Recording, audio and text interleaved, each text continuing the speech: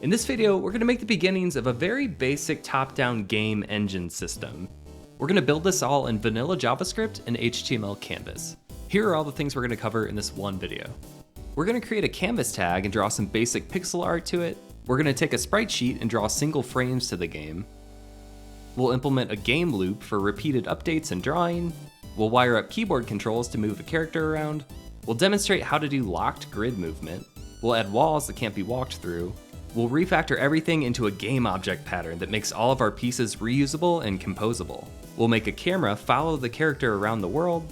We'll have items you can pick up after colliding with them. And finally, we'll display an inventory HUD pinned to the top left of the screen. Don't worry, there are time jumps for all of these sections in the description if you need to take a break or come back later. This is all part of a larger series on my video website called Co-op Mode, where we build more things onto this game. So if you like this, check out the full series in the link below. 3 quick housekeeping things before we get started. There's a download link in the description below with the starting code and sprite assets if you want to follow along with everything I'm doing here. If you get stuck, need help, or want to share your game idea with other developers, join our Discord server. The invite to that is in the description. Please like and subscribe if you're interested in more videos like this one. I have many more on the way. Let's get started. First, let's set up our repo. You can use pretty much any local web development environment you want for this. Really, you just need an HTML file and some JavaScript files that we'll create along the way. I'm going to be using a new Vite starter project, so I'll walk you through those steps now if you want to follow along with exactly what I'm using. But again, feel free to make any changes you want. If you go to vitejs.dev/guide, there's a getting started page. If we scroll down a little bit, there's a command for creating a new project. This is dependent on npm being installed on your system. If you're unfamiliar with that, I'll leave a link in the description for you to follow. I'll open a new terminal in my computer and go ahead and just plop in that command. npm create vite at latest. Now it's going to ask you some questions. First, we'll name the project, like my canvas project. It's going to allow you to install some front-end frameworks. I'm just using vanilla, just vanilla.js. So it's the first option. Press enter. It will offer TypeScript or JavaScript. For this series, I'm just going to do JavaScript. We then need to cd into the folder that we created. So that's whatever you called it, my canvas project. And then run npm install. This will install all of the things you configured. We want to open this directory in our IDE of choice and get started. In this first section, we're going to create our base canvas tag where all the content of the game is going to take place. We'll also get some basic graphics on the screen to get things started. So for starters, I have a completely empty HTML page here. There's just a very basic document. I started this project using Vite. Basically, it's just a quick starter project, gives you a nice blank HTML file, a JavaScript file to work with, and a CSS file as well, like this. And you can see I've cleared everything out. It's all just basic, pretty much a blank slate. Now, before we dive into writing code, let's take a look at some other files that are in that code download. I've prepared some assets for us to use. So if you just spindle this open, go to the public directory, there's a directory called sprites. And in there we have 5 images. Here's ground.png. It's just a nice little environment for us to use. We have a hero sprite sheet, 1 image with a lot of different frames baked into it. We're going to write some code to only show the right frame and the right sequences at the right time. We have a shadow. You can't even see it here, but there's a shadow that sits under the hero's feet. It's going to add some depth and make the whole thing look a little bit nicer. Here's a sky background image just for a little bit of decoration. Last but not least, so here I have a tile set. It's arranged in little 16 by 16 blocks, and so we can use this to kind of create any map layout we want.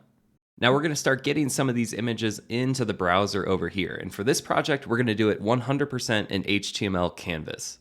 There are many different ways to build this kind of thing on the web, and I try to cover a good variety in my videos. For this particular project, we're going to pretend like we're using a traditional game engine or something like that, and not really have access to a DOM tree. And so we're going to implement all of this in one canvas tag. So let's create it. I'm going to go to my index.html file. And in here, Vite gives us this div with ID app. That's just kind of default. Don't need that. So I'm going to delete that and replace it with a new canvas tag. Give us some more screen room here. Now we want to give this canvas tag a unique identifier so that we can grab it with JavaScript and start drawing content to it. So I'm going to give it a new ID. I'll call it game-canvas. Then we're also going to throw the width and height for our aspect ratio right here. I'm going to use a 16:9 aspect ratio. It's kind of like a modern proportion to use these days. And then we'll use CSS to scale it up to cover the entire width of the screen. But in terms of raw pixels, that's going to be 320 wide for us and a height of 180. So over here in the blank screen, if I inspect, I can see the canvas element is here and it's taking up the space 320 by 180. We can't really see it though because it doesn't have a background color by default, and it's also very tiny. So we want to make sure that it scales all the way up to cover the whole screen. For that, I'm simply going to pop over to our styles.css file or any style sheet you have available. The canvas tag itself, we can say width 100%. And just so we can see it, let's give it a background color like blue. When I hit save, you can see the browser reloads, and now we see the canvas tag, and we can actually see what it looks like. It doesn't look beautiful yet because it's just a solid color, but it's a starting point. Now, real quick, in the HTML and body block here, I'm going to add a few rules just to kind of reinforce the feeling of a game viewport. Basically, we don't want any scrolling to happen if we have like a really tall layout or anything like that. It should just be overflow hidden all the time. That will eliminate any like accidental scroll bars or anything like that. And then finally, we are using pixel art. So any image or anything we put on the screen, we want to put image rendering pixelated. That's just going to make sure the browser renders everything with really nice crisp edges. That's pretty important for pixel art. So to get stuff on the screen, we need to load images into the browser. We need to download them and then copy their pixel content into the canvas tag here. So I'm going to go into our project. I'm going to make a new file in this source directory here. Right now, I think it's empty, but I created a source file. That's where all of our like core game code is going to go. I'll say new file, and this first one's going to be called resource.js. So in this new file, I'm going to create a new JavaScript class called resources.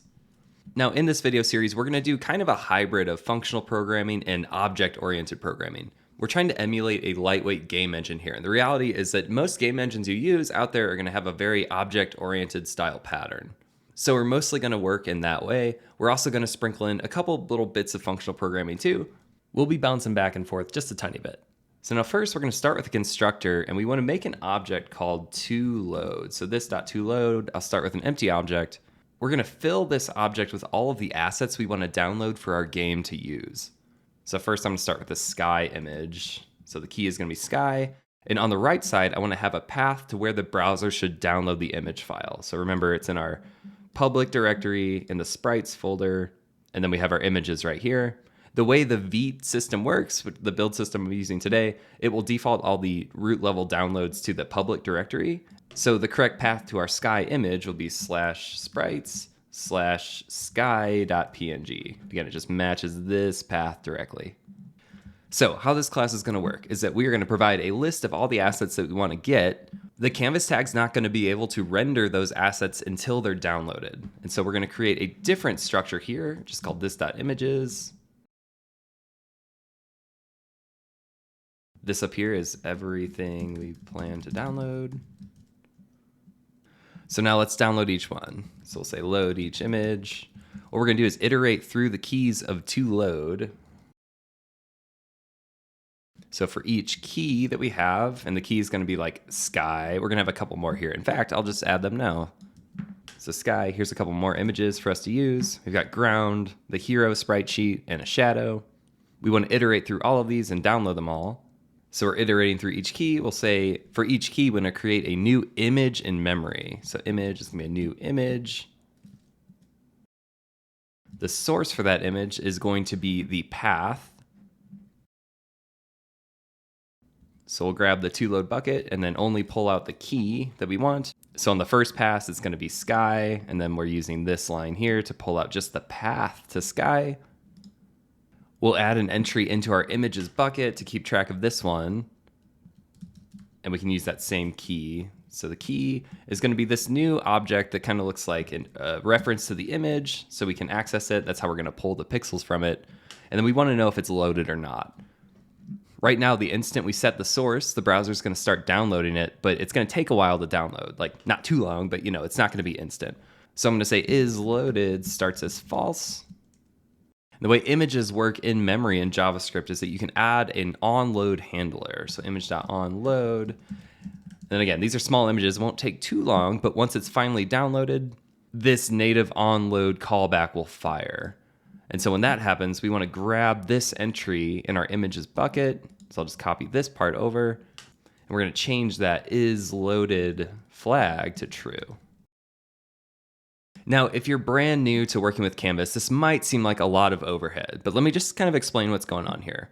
In short, when we work with HTML Canvas and we want to draw pixels from like a sprite asset to the canvas, we can't do that until the image is downloaded and ready. In fact, if you try to copy pixels from an image to the canvas too early, the browser's going to crash and burn.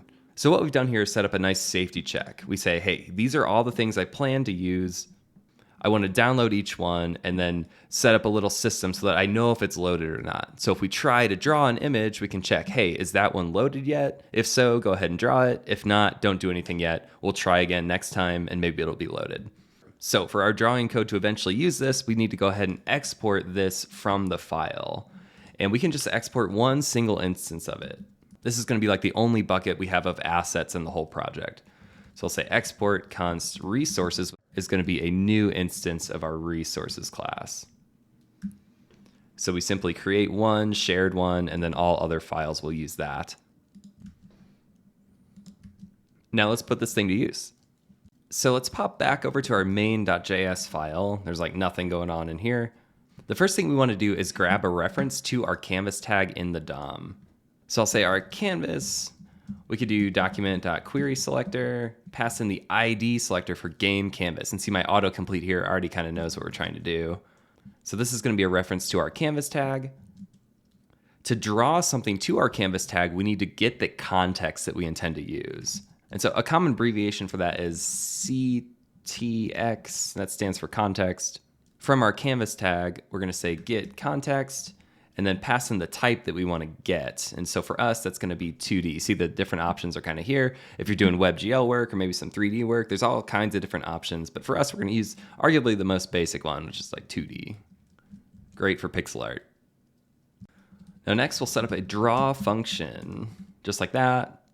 To keep this moving and to get some interesting stuff on the screen, we're going to go ahead and sort of start with the naive way of doing this, and then we're going to abstract it into a little bit of a better scaling system.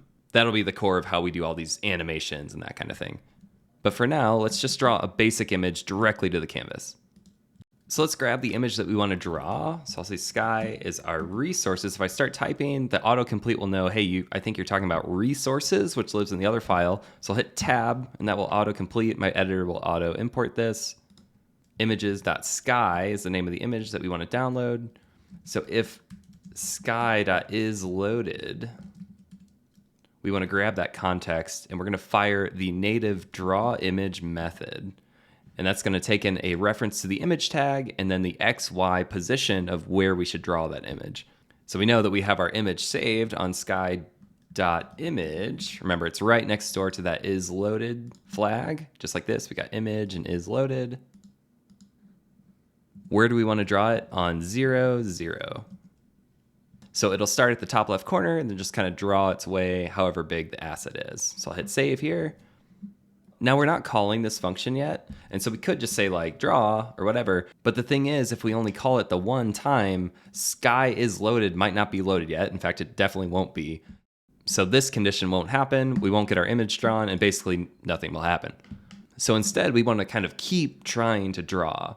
As we go, we're going to create a more sophisticated system for drawing the new state of the game on every single frame. But for absolute starters, just to get us going, we're going to start with set interval, which is going to fire a function repeatedly every like interval of time that you give it. So we'll say like 300. We can move that draw call in here.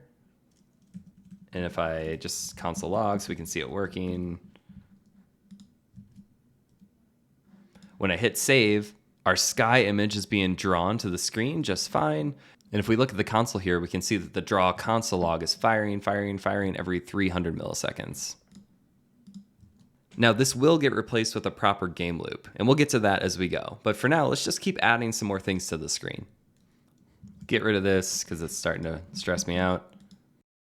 So let's say we just copy this block and do it again, and we'll rename everything. Remember, in our resources.js, we have a sky, we also have a ground. So let's draw that single ground image. So I'll just kind of select some things here, select all of them, start typing ground. And now the ground appears. Now, if you see where I'm going with this, you could maybe say, okay, we're going to draw a third thing to the screen. And so we're going to copy this over again.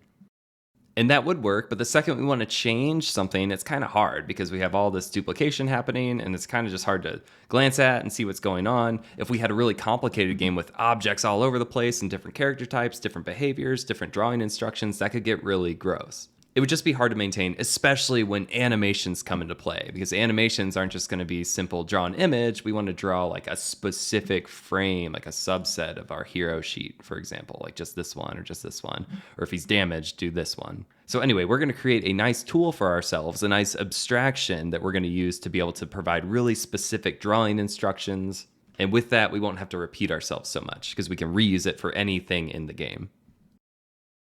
In this section, we're going to create a dedicated Sprite class. This will be a utility that enables us to draw specific frames of a larger sprite sheet to the canvas. It'll become the foundation for how we show different entities in the game.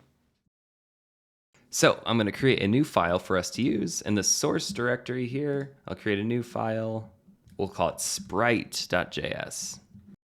Just like before, we're going to make a class. I'll say export class sprite.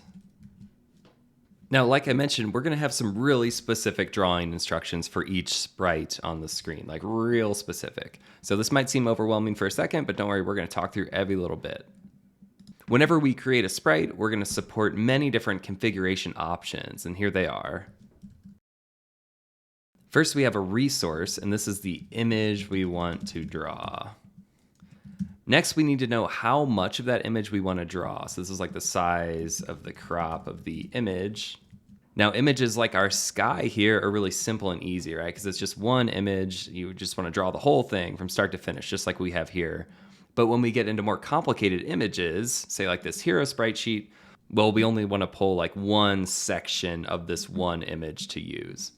So with our frame size, we're going to be able to tell the system like, hey, this is how much I want you to crop from the hero sprite sheet.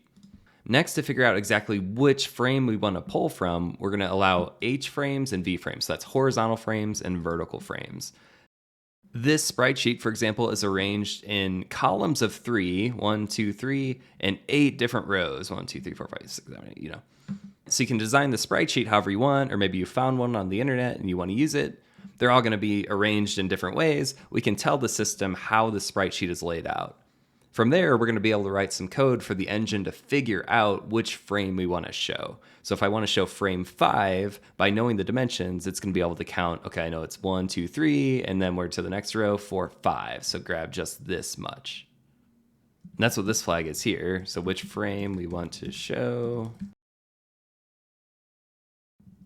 Next, we'll provide a scale. So say that we want to draw this image actually larger than it is or smaller than it is. We'd be able to kind of play with that there. For this series, we're going to default to just 1, so scale of 1.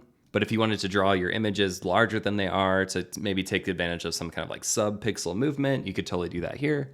And then finally, we just want to know where to draw this image. So far, it's just been 0, 0 for us. We start at the top left corner and draw it. But if we have a hero, he's going to be moving around the map, right? So we want to make sure that we draw him just like where he is on the map. Now, for each property that gets passed into the constructor, we want to go ahead and save it to the class. So for example, this .resource will be whatever resource is passed into the constructor. And we'll repeat that for all the options that we support. So frame size, using this nullish operator here, the 2 question marks, we can create a default. So if we do not pass in an H frames, we can just say, hey, just assume 1. That'd be useful for things like the sky image or this ground image where it's not really a sprite sheet, it's just one baked image, and we don't have to manually tell it 1. That's true for frame as well, which frame of the sheet we want to show. We'll do a process that automatically creates the grid of frames. So if I come up here in our hero sheet, remember it's going to be like 0 frame, 1, 2, 3, 4, 5, all the way down. We need some code that loops through and creates all those. We're going to keep those in a JavaScript map. So when the constructor starts, we just create a new empty map, and then we'll immediately populate it. We'll see that in a second. Just like we talked about, we can assume scale for 1, but if you wanted to draw it larger or smaller or whatever, you could pass in a different scale value. And position can be just whatever we pass into. Just for the record, the way this will be used in other places in our code will look like const, something is a new sprite, and then we pass in like the resource, which image it should use, which frame we want to show, that h frames is 10. We create a new sprite, and then we pass in all of those options just like this. We'll see that a lot as we go. Okay, next we want to generate this frame map. So I'll make a new method here called build frame map. We want to iterate through the sprite sheet as a grid. And the jumps we're going to make as we iterate through the image need to match our frame size. So we'll start with a frame count, and that'll be 0. Then we want to iterate through both the vertical lines and the horizontal lines of our image. And so typically when you do that kind of thing, you want to start with the vertical or the y-axis. So we'll do a classic for loop here. This is going to be the vertical one. So we'll say v starts at 0. While it's less to this dot v frames, we'll go ahead and increment it. So that's going to be iterating through like 0, 1, 2, 3, 4, coming down this way. For each vertical, we also want to iterate through the horizontal. So we'll copy over this same idea. I'll just retype it. So we'll say let h starts at 0. While h is less than this dot h frames, we'll increment the h. And then here we can just make it, just to prove that it's working, we'll say console log frame starting with the h and then the v.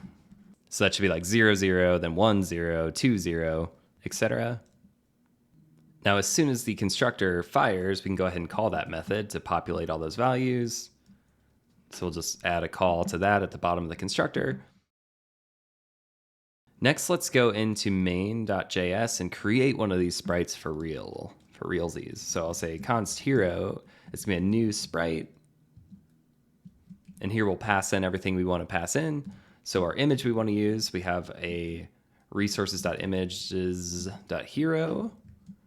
And that's going to be a reference to the hero sprite sheet here. We know that the sprite sheet is arranged in 3 images across, so we'll say 3 for horizontal. For vertical, we'll say 8. And let's just say that we want to start on frame 1. So if this ends up working right, that should be this frame right here. 0 is over here, here's 1. It's just him kind of standing straight still. Now when the browser reloads, you can see that that loop is working. We have frame, and it's counting through all of them, 0, 1, 2, and then the next row happens 0, 1, 2. And so it's basically leapfrogging through every frame in our sprite sheet. We can now take each one and create a unique identifier for it and keep it in our map here. So every time we make it through this inner loop, we can go ahead and increase our frame count. Our unique identifier is going to be the index of the frame that we're on. So it'll start at 0, and then we'll just increase every time we go through. So we can say plus plus there. That'll iterate through and keep counting up as we get a new frame. So then we can add to our frame map. So we'll grab it, this .frame map. We'll say .set. The key is going to be like the address to this value. We can use our unique frame count for that.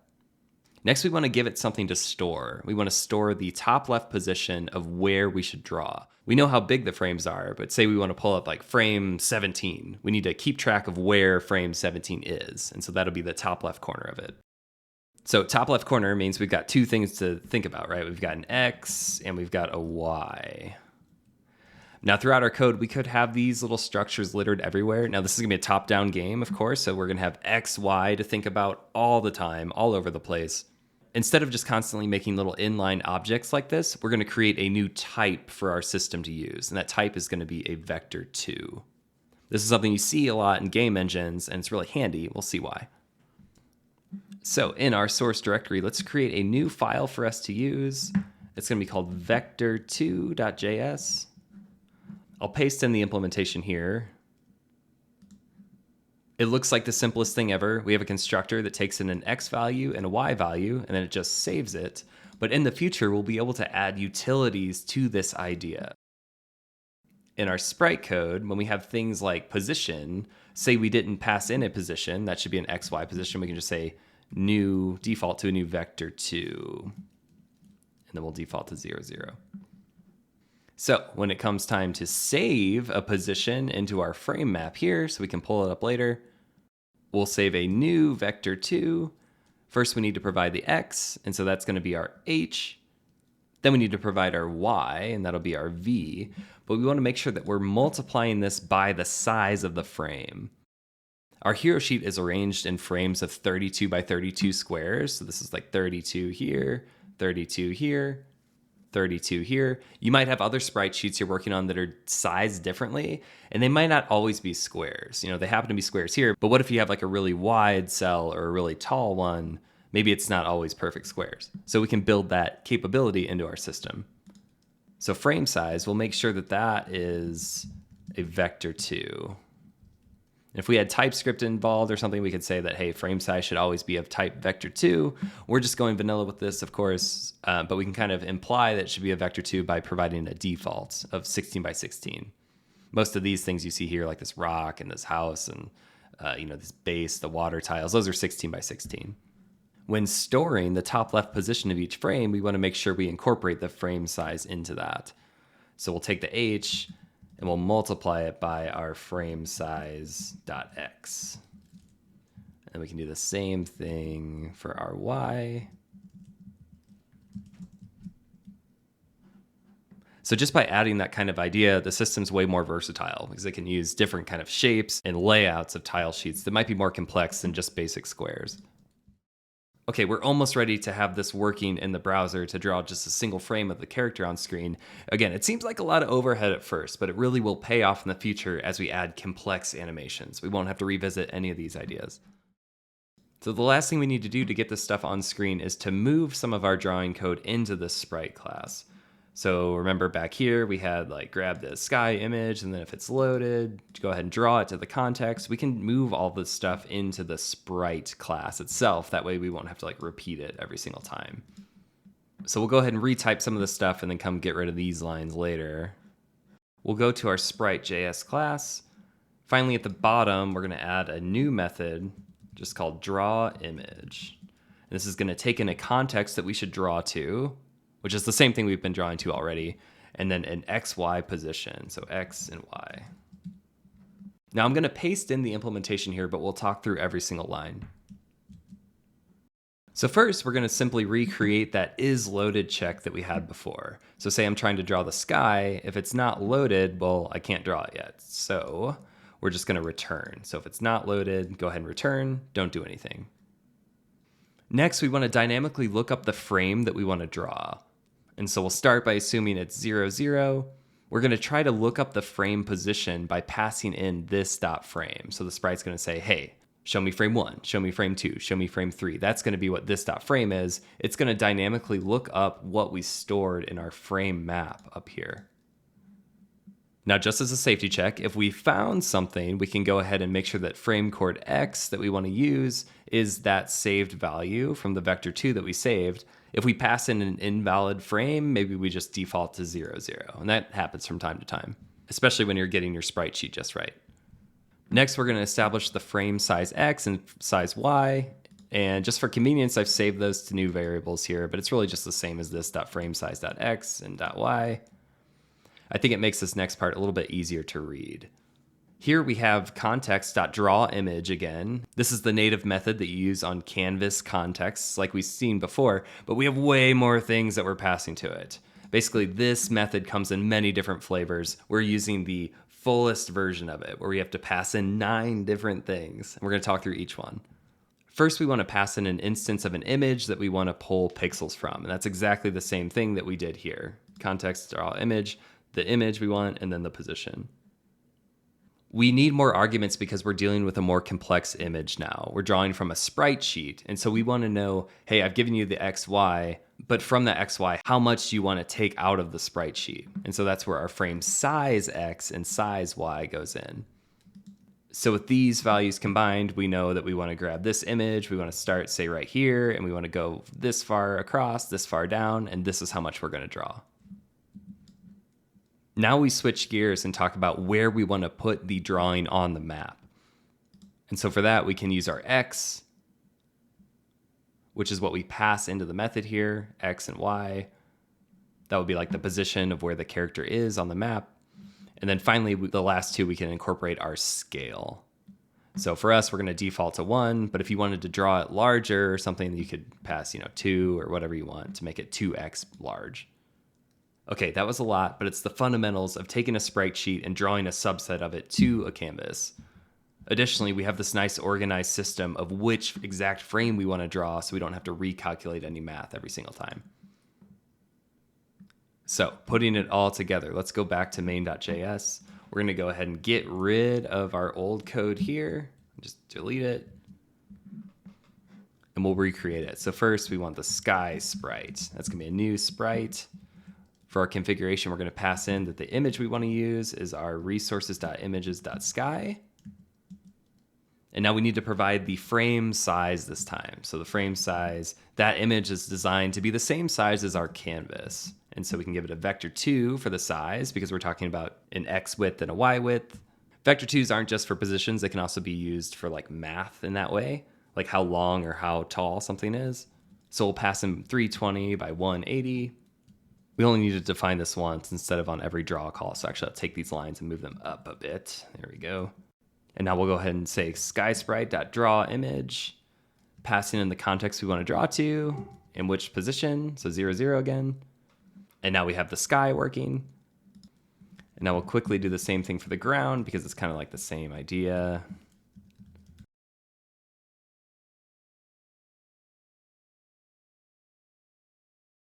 This looks the same, cool. And now we get to the interesting part. We'll create a hero, and the hero is going to be a sprite. We'll tell it to use that hero sprite sheet that we've been looking at. Like we said, the frame size is 32 by 32. So we'll throw that into a new vector 2. We know, like we said, we have 3 H frames and 8 vertical frames. And let's just say that we start on frame 1.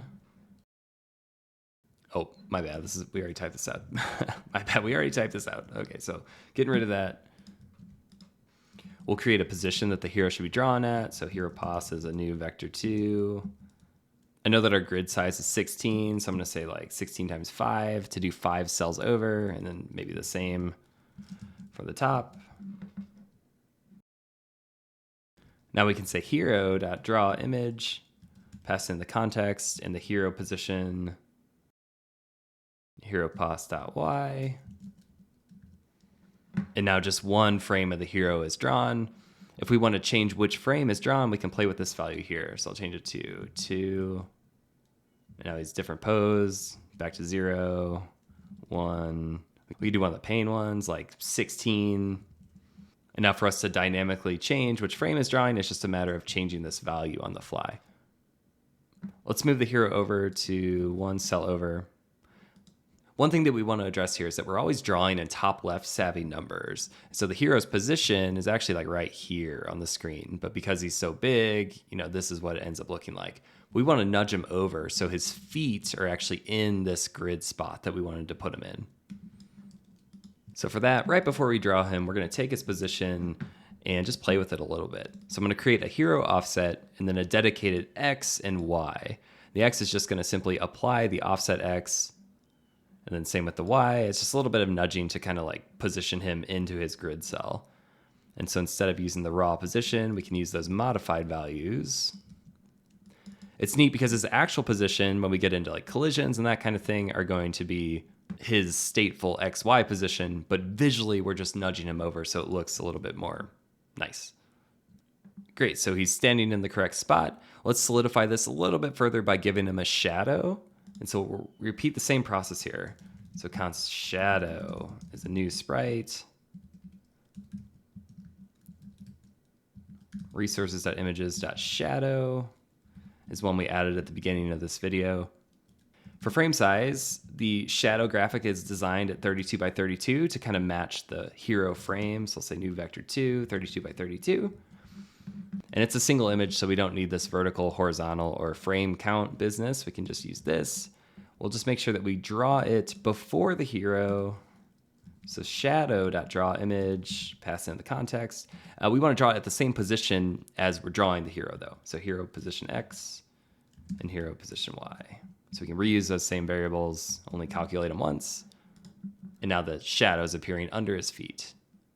Okay, now like I said before, that system for drawing all these sprites with all these configurations and that kind of thing might seem like a lot of overhead at first, but the idea is that we're going to build on top of this. So now that we have this system in place, it's going to be really trivial for us to show the characters moving and doing different interesting things without needing to rethink a lot of this graphic code. So just to demonstrate real quick, every time we draw, let's say that we uptake the hero's frame. So we say hero.frame plus equals 1 to change which frame it's showing. This will kind of like emulate a walking animation. You can see him just doing that. Now we can take this and really apply intentional animations to it to really bring it to life. Now currently we're just repeating the drawing of everything at the same position, changing the frame here and there. But in the next section, we're going to get into a proper game loop that's going to allow us to move different entities in the canvas on the fly. In this section, we'll set up a game loop. This is going to give us a controlled mechanism for firing off some code during every individual browser frame. Often, established game engines will give you one of these to work with, but we're starting from scratch here, so we're going to make one for ourselves. Okay, let's go ahead and remove our temporary animation that we have going on. I'll just remove that line there, and now everything is static again. Now we're going to replace this temporary set interval with a proper game loop. And so let's make a new file for that game loop to work. In source, I'll make a new file here. It's going to be called game loop with capital L.js. And we'll export a new class for that. Game loop. Give us some more room here. I'll close this. We'll make a constructor for this class, and it's going to take in two things. One is going to be a state updating function, and we'll just call that update. And another is going to be a drawing function we'll call render. It's common in game loops to have kind of two different concerns for those two different things. One is where the entities in the game are going to update themselves, maybe after a certain amount of time passes or something like that. And another dedicated loop for drawing to the canvas. Now these are going to be functions. We'll say this update is update to save it. Same with render. So when creating a game loop, we'll pass in a dedicated update function, render function. Now we need to save some pieces of internal state to the game loop. For one, we're going to really control the amount of time that passes between each frame. This is going to allow us to have consistent behavior and performance no matter what kind of device we're playing the game on. So we'll say this.last frame time starts as 0, and then we're going to be counting time, so we'll make another one for accumulated time. When we're counting time, we want to figure out when it's okay for us to move on to the next frame. And that's where we kind of control the frame rate. So we'll say this.time step is going to be 1 whole second, so 1,000 milliseconds, divided by 60. So that's going to give us basically 60 frames per second. Okay, a couple more quick housekeeping things.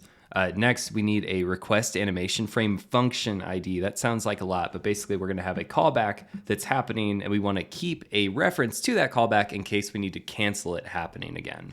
Like say the game gets paused or something like that. So we'll say this.raf ID, that stands for request animation frame ID. We'll start it as null, and then we'll populate it as soon as the first frame runs.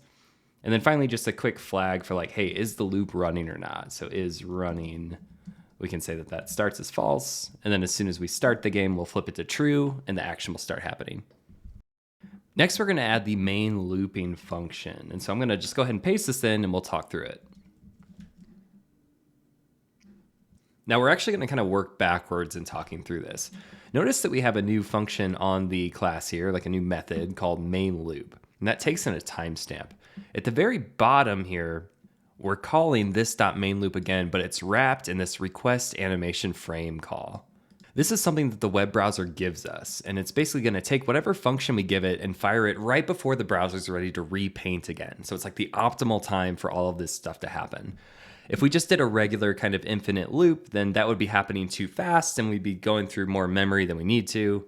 But with this in place, the browser is going to perfectly time when our update loop happens. And within this loop, we're going to do things like change the state of our characters, and then of course, redraw the frames on the screen.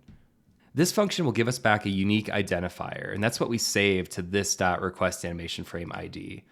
In the future, if we needed to cancel what is about to happen, say I hit the pause key and I pause the game, which is something we can implement in the future, I could say cancel animation frame and then pass in this .rafid. And that would make sure it doesn't happen again. But for our case, we don't need that just yet. But anyway, this is going to be happening over and over and over again, 60 times a second. To make that happen, first we'll check that the loop is running. So again, we haven't paused it or anything. If we did pause it and is running is false, we'll go ahead and just return and not do anything. That'll shut off the loop. When request animation frame runs, it's going to pass a timestamp to the function. And so we can use the timestamp to figure out how much time has passed since the last time this function is run. So every time main loop runs, we'll go ahead and save the timestamp as last frame time, which again is something that we kind of started up here as 0. By saving that, we can again figure out how much time has passed. We'll go ahead and use that number to uptick our accumulated time. That's going to keep track of how much total time has passed. And then when that counter hits our threshold of our time step, we can go ahead and run our update code, and then we'll pass in the time step as well. Here we're doing this in the style of a fixed step engine. So instead of using the actual delta time, we're going to pass a fixed step every single time.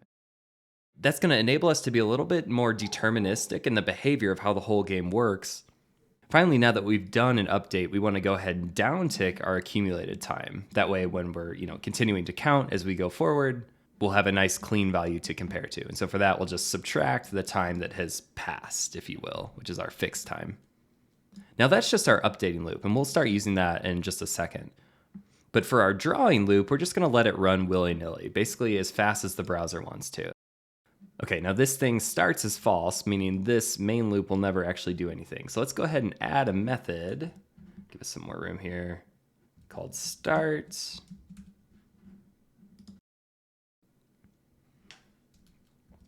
And so if this is not running, we can go ahead and set it to true.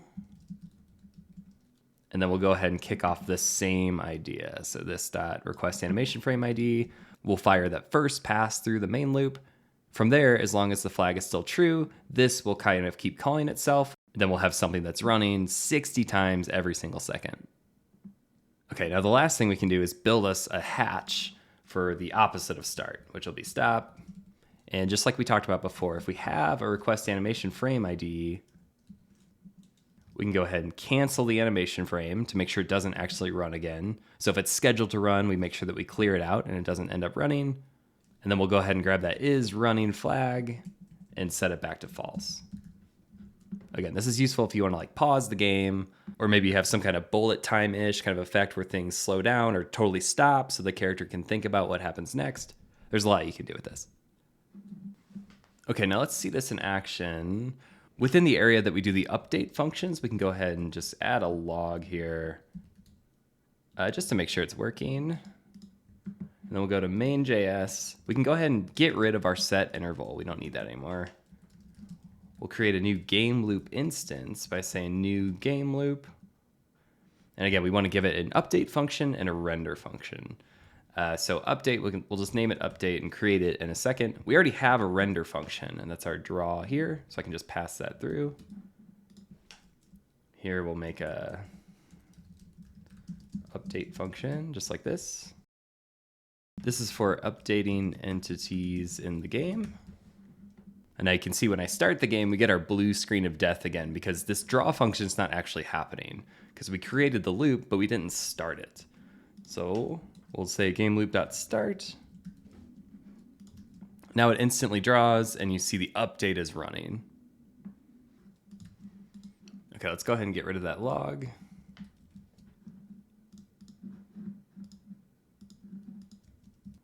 Now here is where we could move our kind of updating code. So say we did that thing again where we take the hero's frame and uptick it by 1. You can see it happens a lot faster now because instead of every 300 milliseconds, it's every single frame. But now we have way more precise control. So next we're going to wire up some arrow keys to move the character around as we hold them. So every single frame we can check hey, are you holding the arrow keys down? If so, the hero's position should change. In fact, we could even kind of emulate that by doing hero position.x plus equals 1 on every single frame. And now you see him moving like that. But we want to wire this up to be controlled by the arrow keys. Now we can add keyboard input controls. We'll be able to walk the character around with arrow keys or WASD. This line was just here to demonstrate, but now we're ready for a real input. So we're going to get rid of that line. And next, in our project directory, we're going to go to the source directory and make a new file called input with capital I, input.js. Make a new class for that. Now here in the constructor, we can bind some events that happen that listen to the keyboard. So we'll say document.add event listener. We're going to listen for the key down event. And there we'll get the event back. We can just simplify that to E. So next I'm going to quickly implement an arrow key system that I've used in quite a few of my videos before. If you haven't seen any of those, it's a method I reach for that just makes the input feel a little bit nicer. So instead of just kind of naively doing something like if down, move down, and if move up, these two can kind of cancel each other out. And if the player ever has both held at the same time, the controls can feel kind of like sticky and cheap to me, in my opinion. Again, we're kind of emulating like a classic D-pad, but we're using arrow keys, so we have to account for this kind of thing. So instead, we're going to keep track of the directions that come in and then honor them in that order. So if you start with down, he'll start moving down. You add in up, he'll start moving up, and then you release up, it still remembers that you're holding down. We're going to start with a method called onArrowPressed. And this is going to take in a direction of which direction was pressed. And then we'll add the same thing, but for released. Now the possible strings that we're going to honor in this direction argument here are going to be up, down, left, and right. And so I'm going to save those as constants here and also export them from the file. So anytime in the project, if we're checking left or right or up or down, instead of having these strings littered everywhere, we're always going to reach for these constants. Now we can add cases for the left, right, up, down by checking the key code that comes in through the event. So I'm going to take our key down event listener and fill it with these 4 cases. First, we're checking for the arrow up or key W. We're supporting WASD keys here. So the W key will basically be the same as the up arrow. If either of those come in, we're going to go ahead and add up to our queue. And then we repeat the same ideas for down and S, left and A, right and D, and every single time we pass that constant to our adding handler. Now in our arrow pressed, we need to add this direction to some kind of list. And so in the constructor at the very top, we'll say held directions. This.held directions starts as an empty array. Now in our arrow pressed handler here, we can simply add it if it's new. So if the index of direction that we receive is -1, meaning there's no matches in the array, we can go ahead and add it to the beginning of that array with unshift instead of the end. That way, if you press the up key and then you added the W key, it wouldn't add the up direction twice. And now we can do the same idea, but in reverse for that release handler.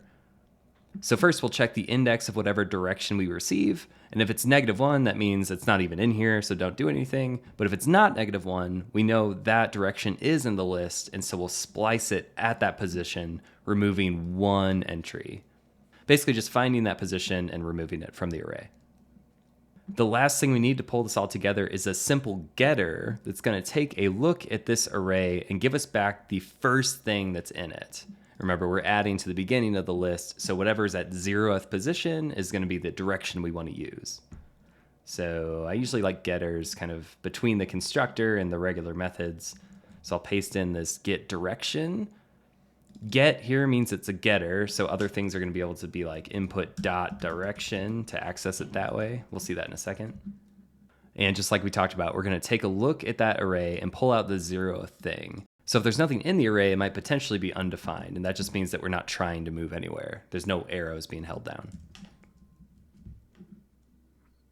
Now we can see that our onArrowReleased is not being used yet. That's because we need to copy over the same idea here and add it for the key up event. So I'll just copy this block, make some edits here. First key up, and then for each of these cases, we're going to say onArrowReleased. Now we have that nice symmetry. We can go back to main. Let's add a new instance of our input class to put this all together. So our main game input is going to be a new input class. We can get rid of these lines for now, and let's just say we console.log our input.direction. So this will either give us undefined if we're not holding any arrow keys down, or it'll give us the most recent direction that we've directed the character to move. Okay, running the game, you can see undefined is flowing fine, but when I add an arrow key, like down, it's down. I'll release down, and now it's undefined again. How about left? Add in right. Release right, but I'm still holding left, and now it's back to left, and then release everything.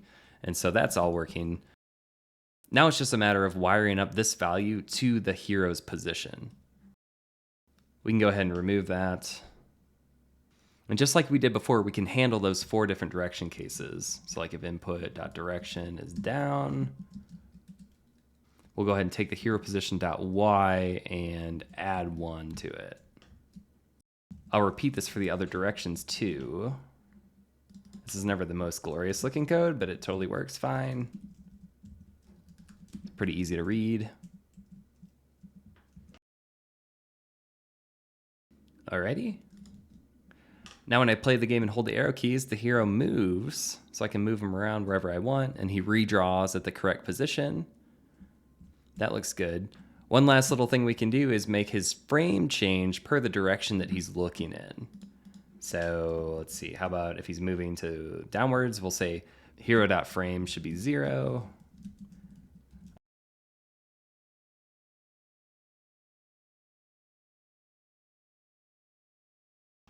Now he moves and his frame updates, and that feels a little bit more real. Now you can see I can move him anywhere I want, and that might be appropriate for the type of game you're wanting to make, maybe like a Zelda style or something that doesn't lock you to a grid. But in our case, we have this grid kind of motif going on, and we want to make sure that the character always snaps to a grid position. That's also going to affect how we do collisions in the future and a couple other things. So in the next session, we're going to go ahead and lock the hero's movement to a grid. In this session, we're going to lock the hero's movement to a grid. Choosing this style can greatly simplify overworld collision possibilities and also add a nice tactile feel to the game. Now we're going to start this video off with a couple helpers. We're going to move our character to be moving on a grid, and that's going to require some math, like really lightweight math. And so we're just going to make a helper file to kind of help us out with some of those things. So in our source directory, I'm going to make a new directory dedicated for helpers, because we're going to make a couple in this session. And the first is just going to be called grid.js. It's going to be a bunch of little utility helper functions, all that have to do with grid movement. Now first, we're going to create a function for grid cells. This is so simple. It's just going to take in a number and return that number times 16, because our grid is in a base of 16 pixels. So if we want to move something to, say, square like 5, 5, we want to just be able to multiply that 5 by the 16 automatically. So we'll go back to main.js, and our hero position, we have this dedicated variable for it. We're going to go ahead and move it to just live on the sprite where we also support a position. So position will be a new vector2, and we'll say grid cells should be 6, and then grid cells should be 5. And notice that auto import happened, so I started typing grid cells, and then my editor automatically put it at the top of the file. So importing that from the other file. We can go ahead and get rid of hero position, the dedicated variable, and anywhere we were using it. We can update it to hero.position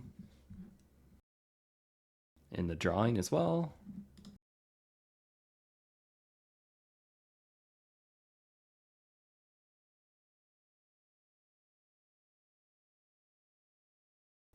Now, the way the system is going to work is that the hero is going to have a destination position. That's going to be a different position vector2 that represents where he wants to move to. So it's not where he is now, it's where he wants to go. And the idea is that every single frame that he's not at his destination, he's going to move a little bit closer to it. So if we want to say, hey, go over here, he's going to just gradually move there every single frame. So we'll make a new variable for hero destination position, and that's going to be a new vector2. We'll take the same kind of values that we used here, but we'll take the X value and push it out a bit. Let's say like 10 or so. So that's going to be 4 squares away from where he is now. So it'll be like over here somewhere. The way we want this to work is in our update code. We can go ahead and just early return from this stuff now. We're going to revamp it a little bit with a new way. We want to know how far away the hero is from his actual destination. And we want that in pixels. So we'll create a new helper function here called move towards. And that's going to take in a body that we want to move. So that'll be the hero. It'll take in a destination that we want to move towards. So that'll be hero destination position. And then it'll also take in a speed, like how fast we want to move there. And so we'll just say 1 pixel. Now this doesn't exist yet. You can see our browser is crashing and burning. So let's go ahead and define it. We're going to define it in that new helpers directory that we made. I'll make a new file called movetowards.js. So we'll define a function here called movetowards, and it's going to use that same signature that we talked through. So first we have a person we want to move, or a body, or an object. We'll get more into that object abstraction as we go. Then we want a destination position. Where are we moving to? And then how quickly are we moving there? So how fast? That'll be our speed. And we want to make sure that we return a distance, and that should be a number. So we'll say distance is 0, just for starters, of course. So to establish this normalized distance, we're going to first compare both our x and y separately. So I'll say distance to travel x is going to be our destination position x minus our current position x. That's where we want to go minus where we are now. And we'll do the same idea for y. Now to get the actual distance, we can go ahead and use math.square root. We're going to take the x and use the exponentiation operator. That's a mouthful. Double asterisk right there. That'll give us back kind of how far away, just in a simple number, we are from our destination. And so if our distance is less than or equal to the speed at which we want to move to that destination, we know that we're done, right? So we're done moving here. We can go ahead and just snap right to it, in fact. So person.position.x. We'll mutate it to be the destination.x, and then we'll do the same for y. But if we're not quite there yet, then we want to move closer to our position.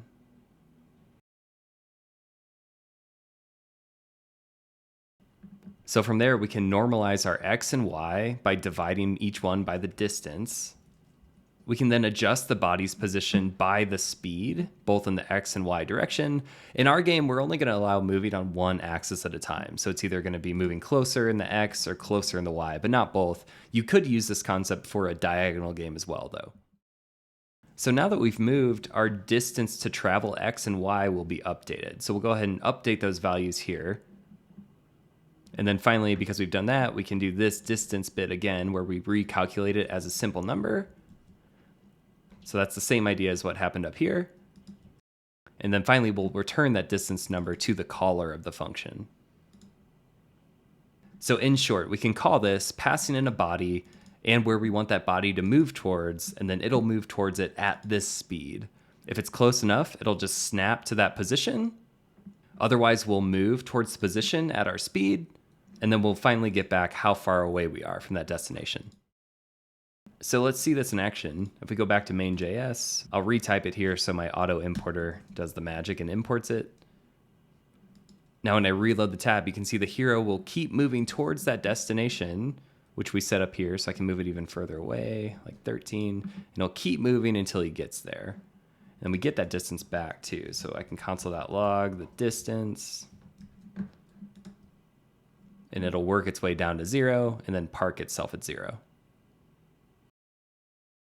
So now that the character is always moving towards a destination, we can wire up the arrow keys to move that destination just one cell away from where the hero is. That's going to keep him locked to the grid because that destination position is not going to be able to offset that 16 by 16 grid. It'll always be on one of those perfect cells, and then he'll always move right perfectly towards it.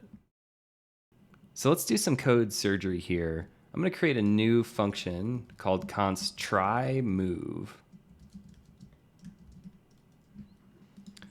We'll move all of these lines of code. into that new function, try move. And then here we can kind of establish, hey, are we at our destination or not? So I'll say const has arrived will be a check if distance is less than or equal to 1. Now you might be thinking like, well, shouldn't it be 0? We're going to allow a little bit of wiggle room so that if you're still holding an arrow key down and you're like most of the way to your final destination, we're going to allow you to keep moving and allow you to keep pushing that destination even further. It's going to smooth out the movement a bit. And so if you have arrived, we'll go ahead and try that try move function. We can get rid of the rest of this.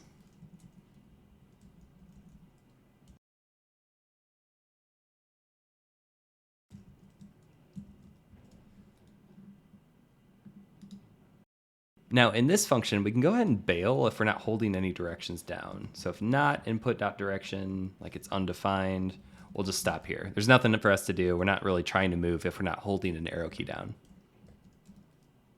Now remember our 4 directional cases here. Instead of manually moving the hero's position, we already have a utility that does that, move towards. So instead we want to modify this to push out the hero's destination position. So if we move it further away from where the hero is, he'll just continue to move towards it.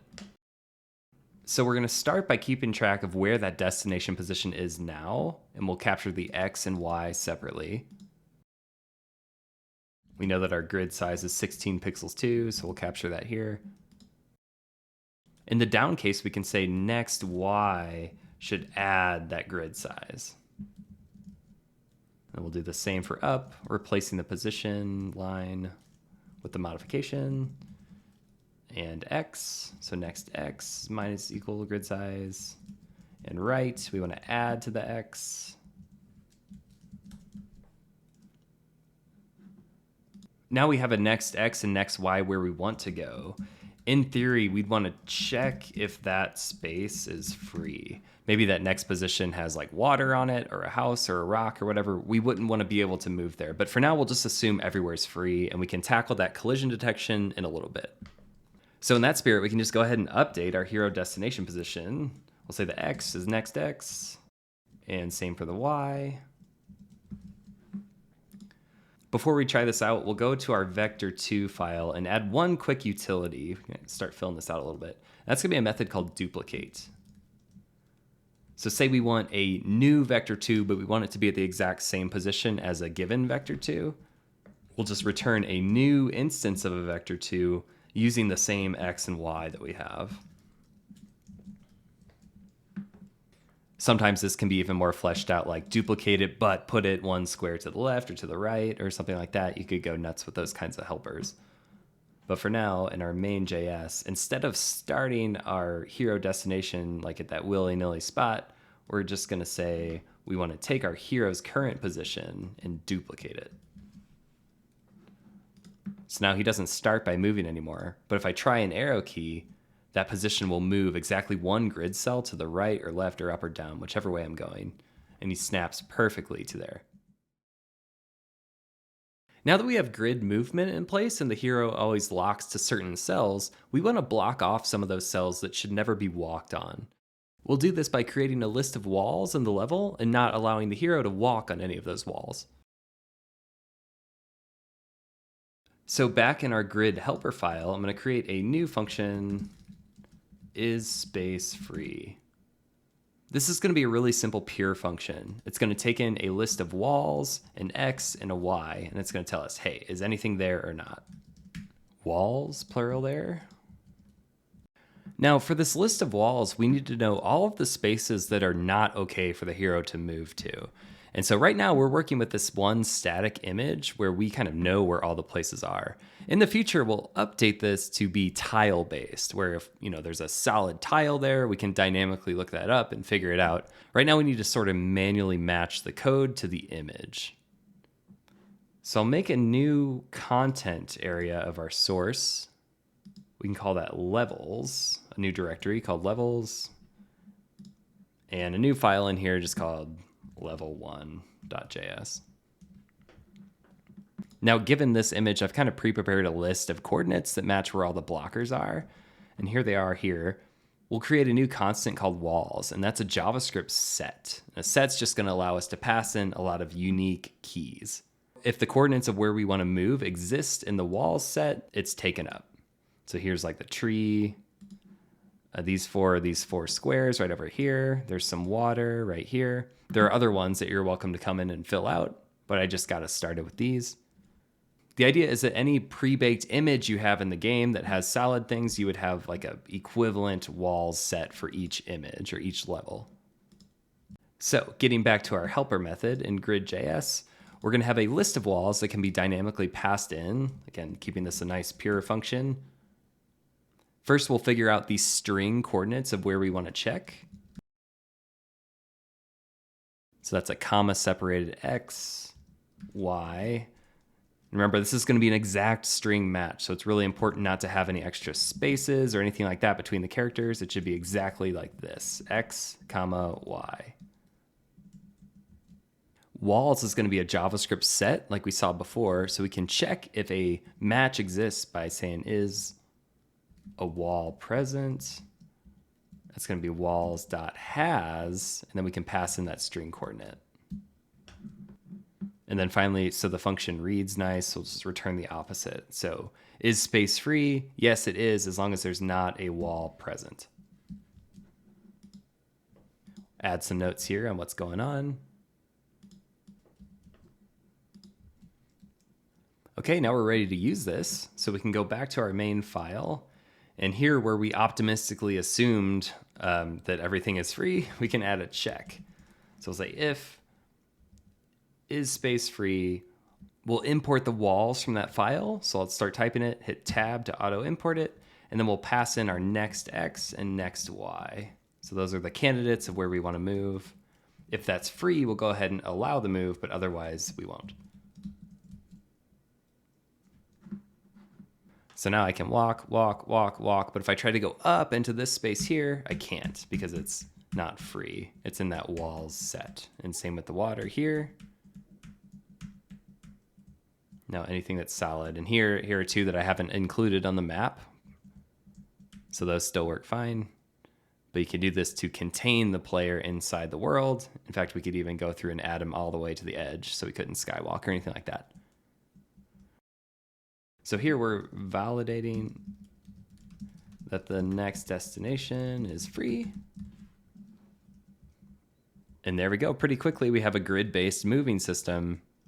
The next thing we really need to bring this to the next level, though, is animation. So when the character is in transit here, we want to make sure that he's showing a walking animation pattern. We also want to make sure that he's doing that in the correct direction that he's facing. So we kind of have that going on now, but it could be a lot more engaging, a lot more lively. In this session, we're going to give our hero dedicated standing and walking animations. We're going to do this by building a new animation player system that can take any sprite and change its active frame over time in a loop. We'll be able to reuse this for any animation in the game. We're going to start getting a little bit more organized now, and to make some animations for our hero, we're going to make kind of a dedicated spot where all of those animations are defined in the repo. So go to the project directory here. In the source folder, I'll make a new folder called objects, and we're going to end up filling this. A lot of the stuff we already have are kind of going to move into this dedicated objects folder.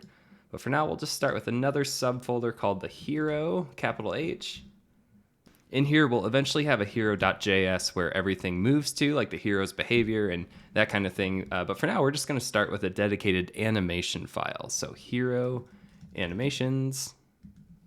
This file is not going to house a class. Instead, it's going to house a couple helpers and constants. And so that's why I use the lowercase h here instead of the uppercase, because it's not a class. But that's just a preference thing on my part. Close this. Now, here's a system I've been playing with lately, and I really like it. It kind of emulates how an animation player in a game engine like Godot or Unity would work. We're going to define our animations as a structure. So let's just say walk for starters. It's a new object. It's going to have a duration, like how long this animation takes. We'll say that's 400 milliseconds. And then a list of frames. So that's an array. Each frame is an object on its own. That's going to have a time at which it should start, and then a frame that it should show.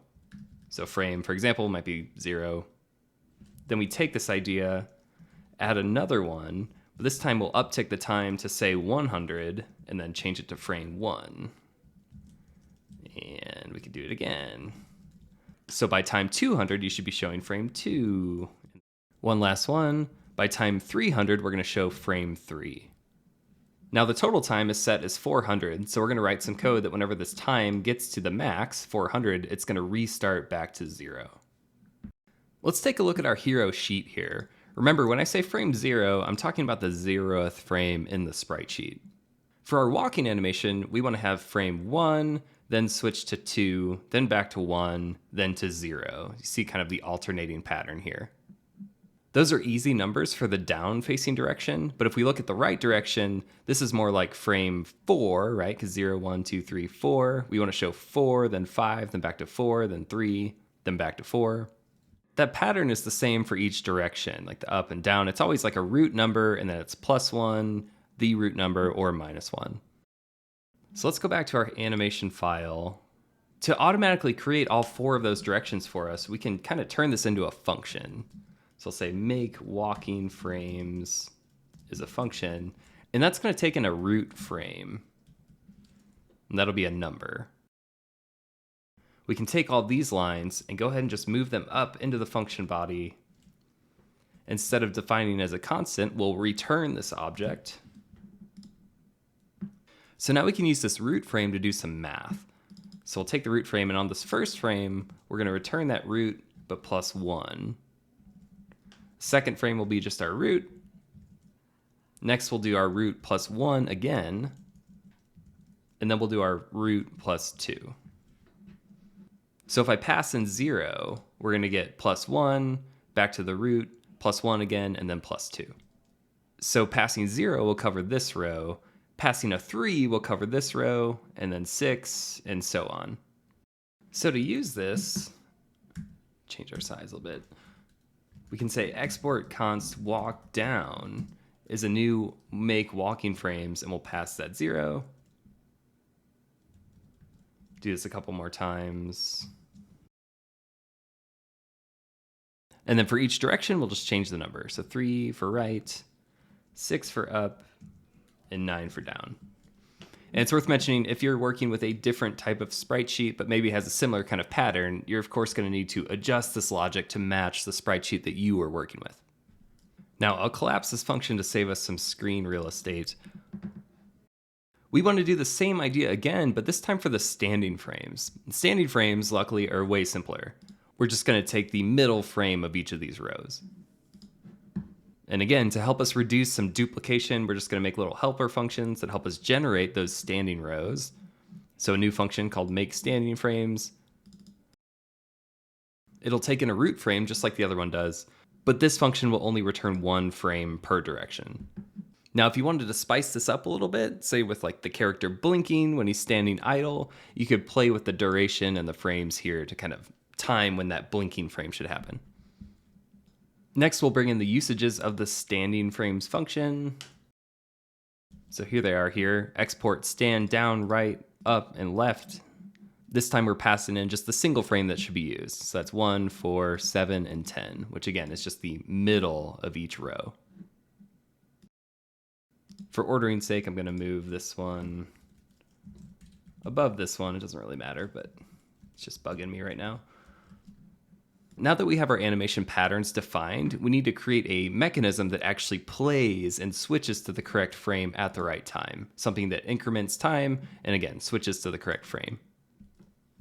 Let's go into our project directory and make a new file. Just in the source this time, we'll make a new file called frameindexpattern.js. Now, this is a fairly simple animation pattern. We're really just changing the frame number over time. In theory, we could create other more complicated patterns to use, maybe something that takes a hand and moves the hand from here to here over time, and it should tween between them instead of just snapping. Or maybe something that gradually works its way to some position and then works its way back. We could come to the table with many different types of patterns, but for starters, we're just going to do this simple sprite frame one. So we'll export a class, frameIndexPattern. In our constructor, we're going to accept an animation config. And that config is going to look exactly like one of these objects here, a duration and an array of frames. So we'll save that to the class here. And then we'll also pluck out the duration. So this .duration is animation config.duration. We can start with some defaults as well. So at the top of the constructor, I'll say this.currentTime. This class is going to have its own little piece of internal state for time. And that's how far we are through an animation. So when we talk about we want to show this frame at this time or this frame at this time, the time counter is going to be controlled by an instance of this class. We could also do a default duration here. So I could say like 500 or something. Now first, as time flows, we need to make sure that we're upticking the time within this animation pattern. And so we'll create a new step method that takes in a delta time. It will add that delta time to whatever the current time is. So this number will go up. If that current time ever passes the duration time, then we'll reset it back to 0. So in the case of one of these walking animations, it'll start at 0, work its way up to 400. As soon as it equals 400 or passes it, it'll go back to 0. The last thing we need this class to do is to give us back the frame given a current time. Say that we're at time 101, that is between this frame and this frame, so we want to make sure that this frame value gets used. Another way to talk about that is, given a current time, what is the computed frame? So we'll go back here, we'll make a new getter and call this frame. First, we're going to pluck out that frames array from the animation config. We'll use destructuring for that. So this is the same as this.animationconfig.frames. We'll do a for loop just like we did before, but we're going to do it backwards this time. So we'll start the incrementer at frames.length -1 to get rid of that awkward 0th problem. While it's greater than 0, we'll count downwards. So we're kind of iterating through it, but backwards. We'll do a quick logic check here that says if the current time is greater than or equal to this current frame's time that we're iterating through, then we know we can use that one. So starting over here, it kind of starts at the top and says, hey, say it's 305. Well, that's greater than or equal to this one, so we'll go ahead and use this one. But if it's 205, then we'll make it to this check and use that. We have one edge case where say it's below 0 and none of these match. We need to go ahead and kind of warn about that possibility. It shouldn't never really happen if we configure everything properly, but sometimes mistakes happen. So the last thing we'll do in this getter is just potentially throw an error, time is before the first keyframe. Again, that really shouldn't happen for us. It's not really necessary, but it does add some robustness. Now we're kind of working backwards from all the pieces involved here. First, we created dedicated tracks that describe what kind of animation should play, like which frame should play at which time. Then we created a mechanism for iterating through that track and pulling out the correct frame. Now, in theory, our sprite will be able to ask for that frame and then play that. So we need to wire these things up so a sprite can access one of these patterns. So this has a step that accepts a delta time. We eventually need the delta time to be flowing through the sprite and then through this. So let's go to sprite.js and also give it a step method. It's worth noting that soon we're going to refactor some of these ideas to kind of share a lot of this step delta time flowing. And we'll get to that in a bit, but I think it's better to break it out first so we can see it all working and then kind of consolidate from there. Now this step method will take in a delta time. Our sprite will need to be wired up to accept an animation. So I'll add that to the constructor. And then at the bottom here, we can say this.animation equals whatever animation is passed in, or we could say it's null. And animation, instead of singular, let's do plural here, animations. This animations is going to be one entity that can house many animation frames, like all of our hero animations, for example. Back in our new step method, first we can check if we have an animation, because not all sprites are going to use them. We'll say if this doesn't have an animation, then just return, don't do anything. But if so, we want to make sure that we flow the delta time through our animations instance. So this.animations, we'll call a step method on that as well, passing through that delta time. it will have a frame getter too. So we can say this.frame should be our this.animations.frame. Now the animations entity is going to be in charge of, again, having multiple different animations, but only one will be active at a time. This is how we're going to be able to say like, hey, you're walking, so switch to the walk down. You're walking and facing down. Or you're standing still, but you're facing to the left. So play the stand still animation facing to the left. Our animations instance is going to be our controller for that. So now we've created the single tracks and the single track player, and we've set up the sprite to accept a house of players, but now we need to actually create that house, that animations class. So one last file, we're going to do new file, animations. We'll export a class animations. Close this for us, more room. In this constructor, we're going to take in an object of patterns. So that'll be patterns. We'll save it to the class, this.patterns. An example of this would be kind of like what we've already seen, like walk down is going to be a new frame index pattern, which is our track player. And then we pass in the configuration. So that would be like walk down, which again pulls from that hero animations file. That's going to be one of those duration and frames combinations. Say if you had a really complicated character, you could have like a bunch of different animations, like attack 1, attack 2, it's just, pain flash or whatever. You could fill this patterns bucket with all different types of animations, and then the housing sprite body would be in charge of switching to the correct one given the state of the character. Like, I just got hit with something, so play the pain animation. But we don't want these person-savvy tracks being baked into the actual animations class. We want to allow the person to configure the animations class with whatever a person needs. That way they stay very separate. So anyway, we'll say this.patterns is going to be whatever is passed in as patterns. Now one of these patterns is going to be the active one, and that's the one that the hero will show. And so we'll default it. We'll say this.active key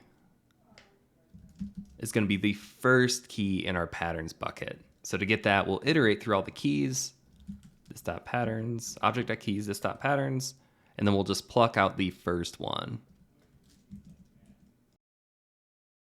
The last step we need to get everything flowing is to take this active pattern and flow that delta time through it.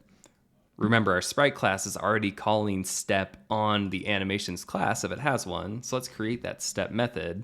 It's going to look just like the others. It takes in a delta time. It's going to look up the current active track.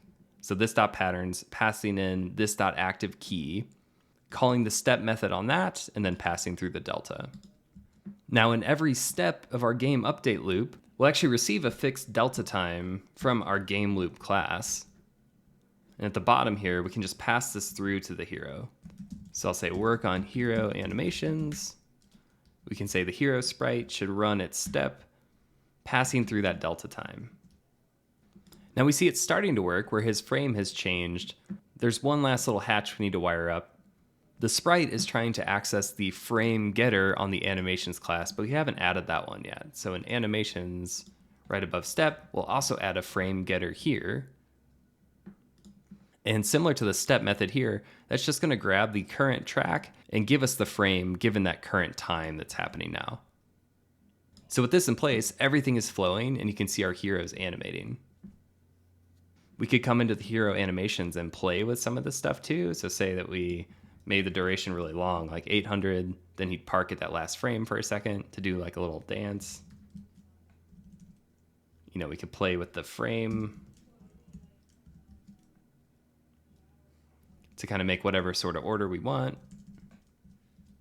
He's playing this walk down animation because that's the first in the list. So say we go back to main.js and we moved one of these around, like if up came first, then up will be the first key. And now he's doing the up animation, same with left. So it's just using the first one. Our last job here is to wire up his current state to play the relevant animation. Okay, so now we can get rid of these old imports. That was just for demonstration. Let's go back to our main file where we create our hero. Hero is a new sprite, and we just set up our sprites to be able to take in an animations instance. So let's say that's a new animation. we need to give it an object of patterns. So we'll do kind of what we did before. First, walk down in camel case. We'll say that's a new frame index pattern, and we'll pass in that walk down configuration. And I'm doing the tab import thing. So as I'm typing, files are getting imported to the top here.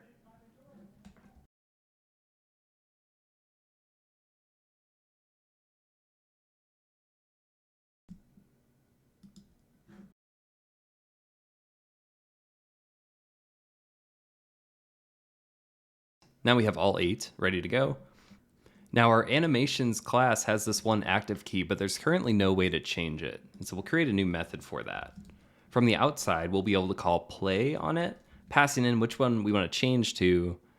We'll also allow a start at time. So say that you wanted to start an animation, but you wanted to start it like halfway through or so, you could pass whatever time should be used. This could be useful if you're trying to make a really precise change from one track to another, and maybe you don't want the new incoming one to start over at the beginning.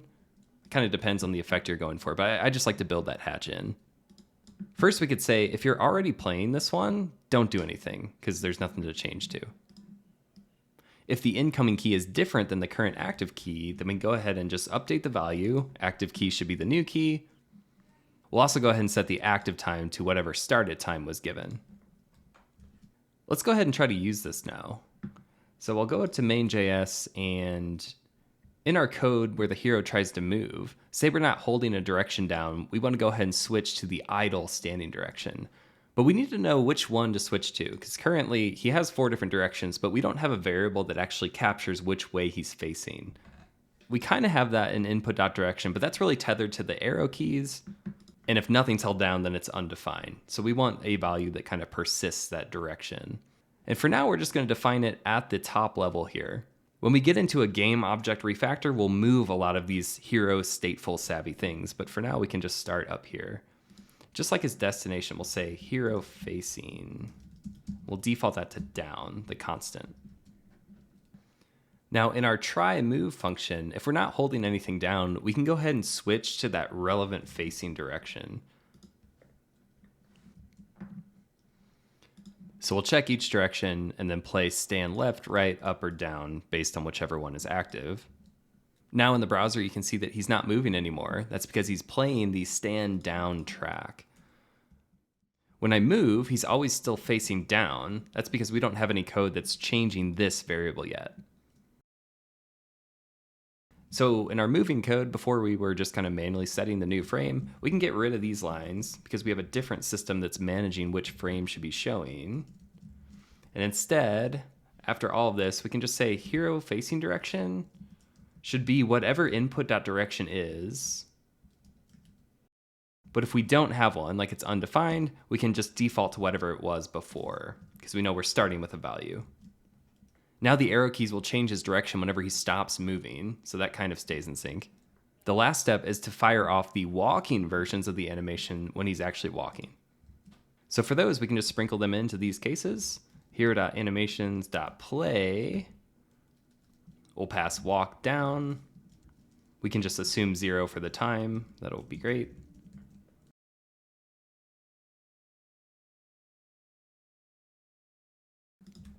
Now when we walk the character around, he walks when he's moving, and the whole scene is a bit more convincing. Now we're going to organize all of the pieces we've created so far into entities called game objects. This is a big refactor, but it's really going to pay off as the project grows. In short, it's going to help encapsulate bits of functionality to relevant pieces, which will help us add features more quickly as we go. If we take a look at main.js, we can see that we are creating a couple different things, like creating the sky, the ground, the hero, a shadow for the hero, an input, and then our update code has some code that's really specific to the hero, like trying to make a move and manually kind of updating his internals. We even have a try move method here that's kind of just out in the middle of nowhere. In this section, we're going to organize all of our different entities into an abstraction called a game object. It's going to move some of the common concerns into one place, and it's also going to allow us to nest different types of entities. So a hero could be a body that has a sprite. This will help us stay more organized as we add features to the game. We'll close this and go into our project. We're going to create a new file here. Let's see, let's go to source. A new file called gameobject.js. Here we'll export a class called gameObject. And the constructor will accept one of those positions just like our sprite did.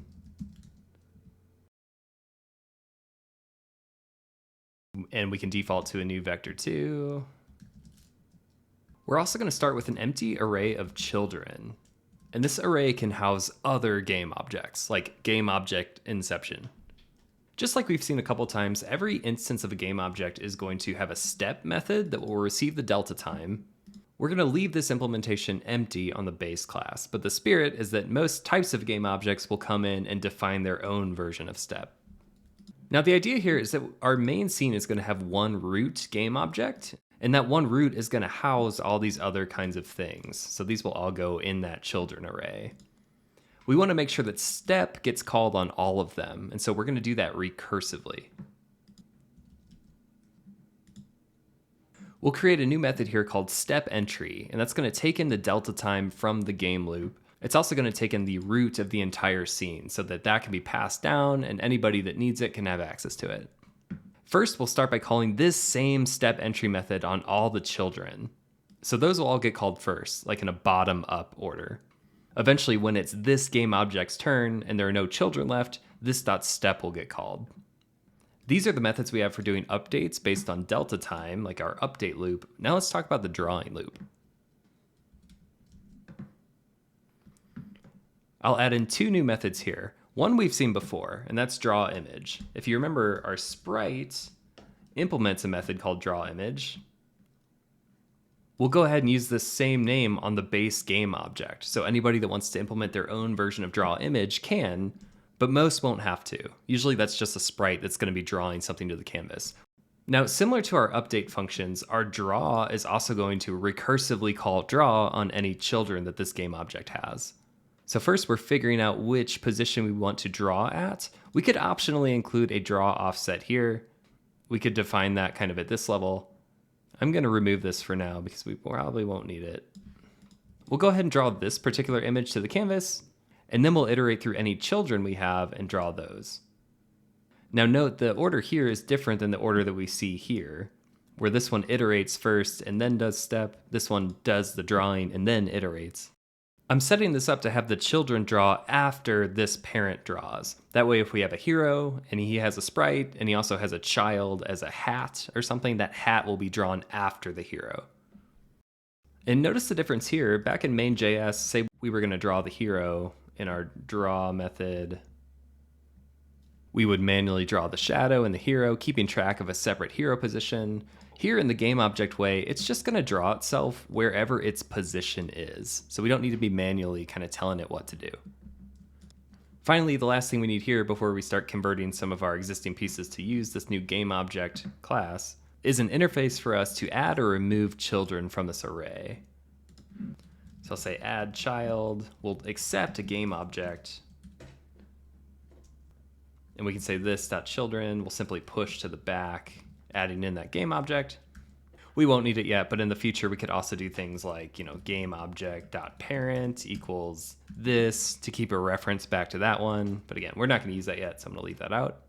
And then we won't actually be using this yet either, but I'm going to include it anyway, is the opposite. A method for removing a child. And so that will take in a game object we want to remove. For that, we'll just take the existing list of children and filter out the game object that's been passed in. So we'll say it's equal to this.children.filter, iterating through each game object, return that game object is not equal to this one. So if we pass in this game object, it won't survive the filter, everything else will, and this game object will be removed from the this.children array. So let's start moving some of this hero-specific stuff into a hero-specific game object. I'll go to my project. Remember, we created that object's hero directory. Now we can fill it with an actual hero.js file. We'll export a new class called hero, and this is going to extend game object. We'll make our constructor. This constructor, we'll just have it taken in an X and a Y position.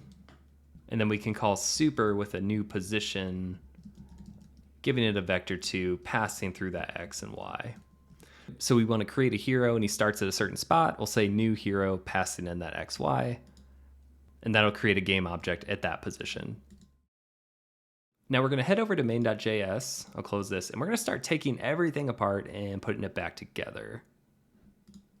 At the very top, under where we grab the canvas and the context and all that, I'm going to say our main scene is going to be a new game object. And we can just give this position 0, 0. Now we can leave the sky sprite and ground sprite as is.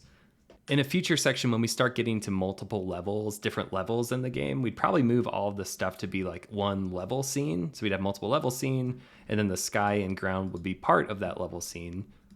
That's kind of the spirit of what we're doing now, but we're just going to leave it in main.js. In the future, we could move all that stuff to its own dedicated file and then have a different file per level. So right after we create each one, I'm going to grab our main scene and add a child to it, passing in like the sky sprite, for example. And same for ground sprite. So we'll add that as a child to the main scene. Now down here in our drawing code, we'll find that draw function. We don't need to manually call each one. In fact, we can comment all this out for now as we rebuild. Empty screen. We'll just grab our main scene and call draw on that. Now it's not working right now because draw on Sprite doesn't exist directly. To wire that up, we're going to turn our sprite into a type of game object. We can do that just by extending game object. The constructor can stay the same, but since we're extending something now, we need to go ahead and add a super call. And we'll pass just an empty object there. Now we see the scene appearing because both the sky and the background are children of the main scene that are getting drawn. So now to get our hero back, we need to add a hero instance to the main scene. Having all these elements housed in one main scene will really pay off later if we want to change to a different level or something like that. It's just a matter of changing what main scene is to a new top level game object. Now let's start moving some of this code that's very hero specific into the hero game object. For one, we have this whole try move function. I'm just going to copy this entire thing and delete it.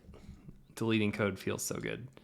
Next, I'm going to paste it into our hero class, but change it to a method. So I'll paste it.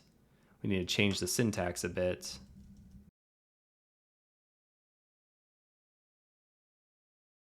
So now it's a method called tryMove. It's going to get a reference to the input class from that root scene. So I'm going to add in root as an argument here. And we can say the input comes from root. Next, we can see that hero facing is not defined because, again, we defined that kind of at the top level up in main.js somewhere, right here. So we can add that to the constructor of the hero. So this dot facing direction starts as down. Copy this, and any instance we have of checking that hero facing variable, we want to make sure we just select them all and change it over to this dot facing direction.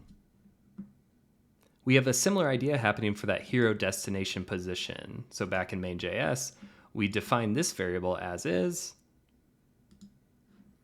Instead, we can create a this dot destination position on the hero class itself.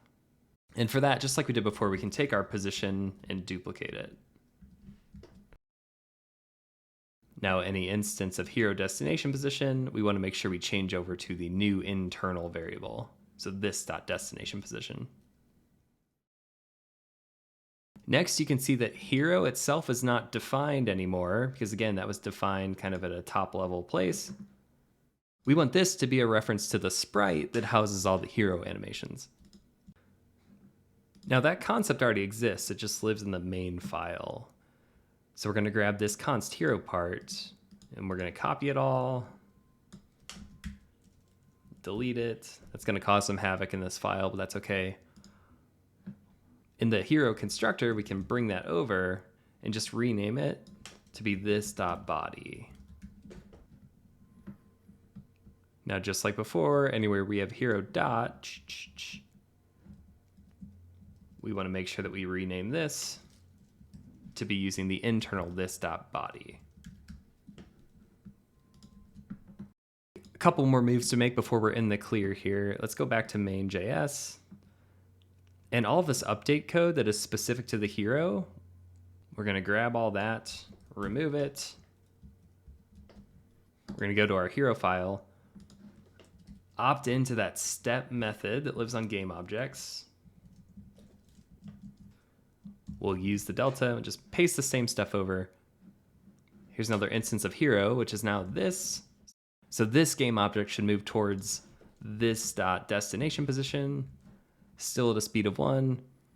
This logic is all the same idea, but we need to make sure that we fire this try move because this method lives on the class now instead of just being a function.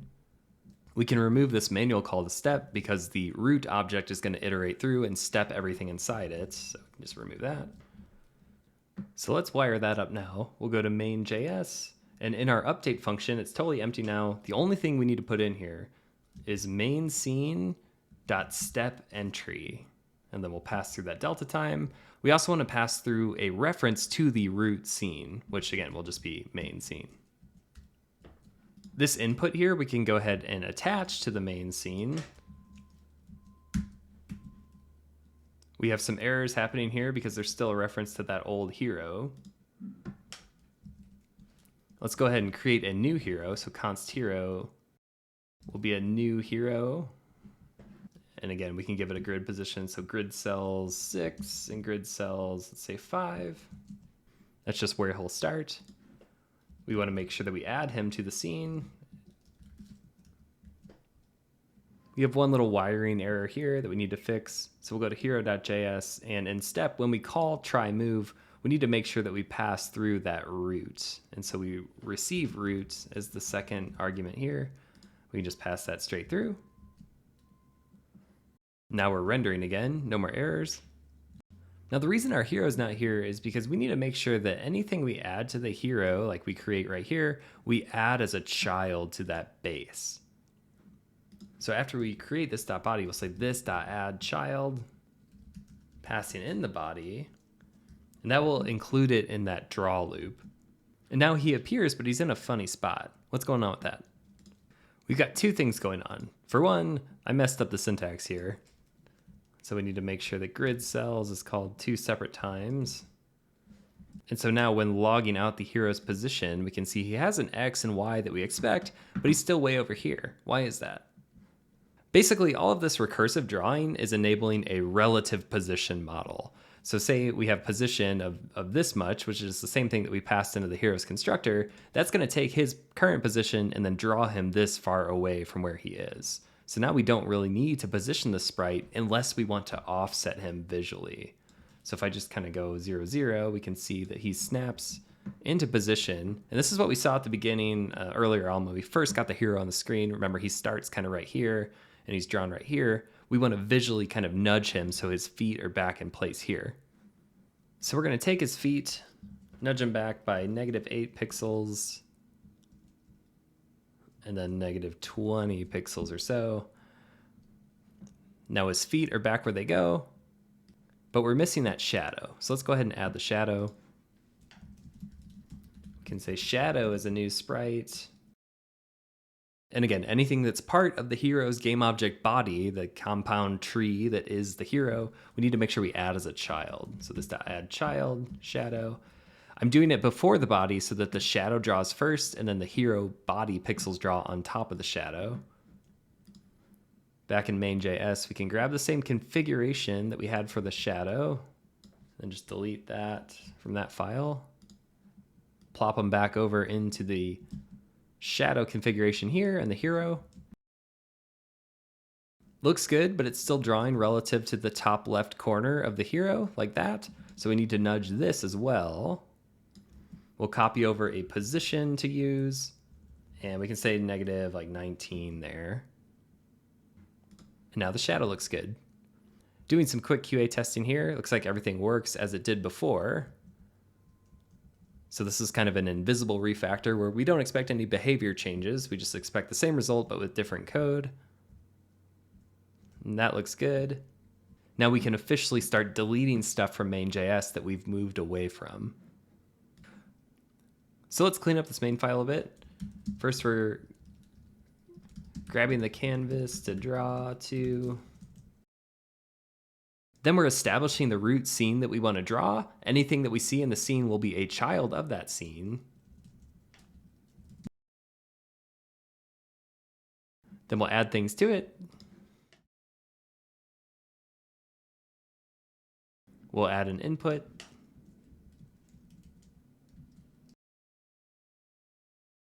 Creating our update and draw loops, which again, both just operate on that main scene. We can remove all these old comments. And now we start the game.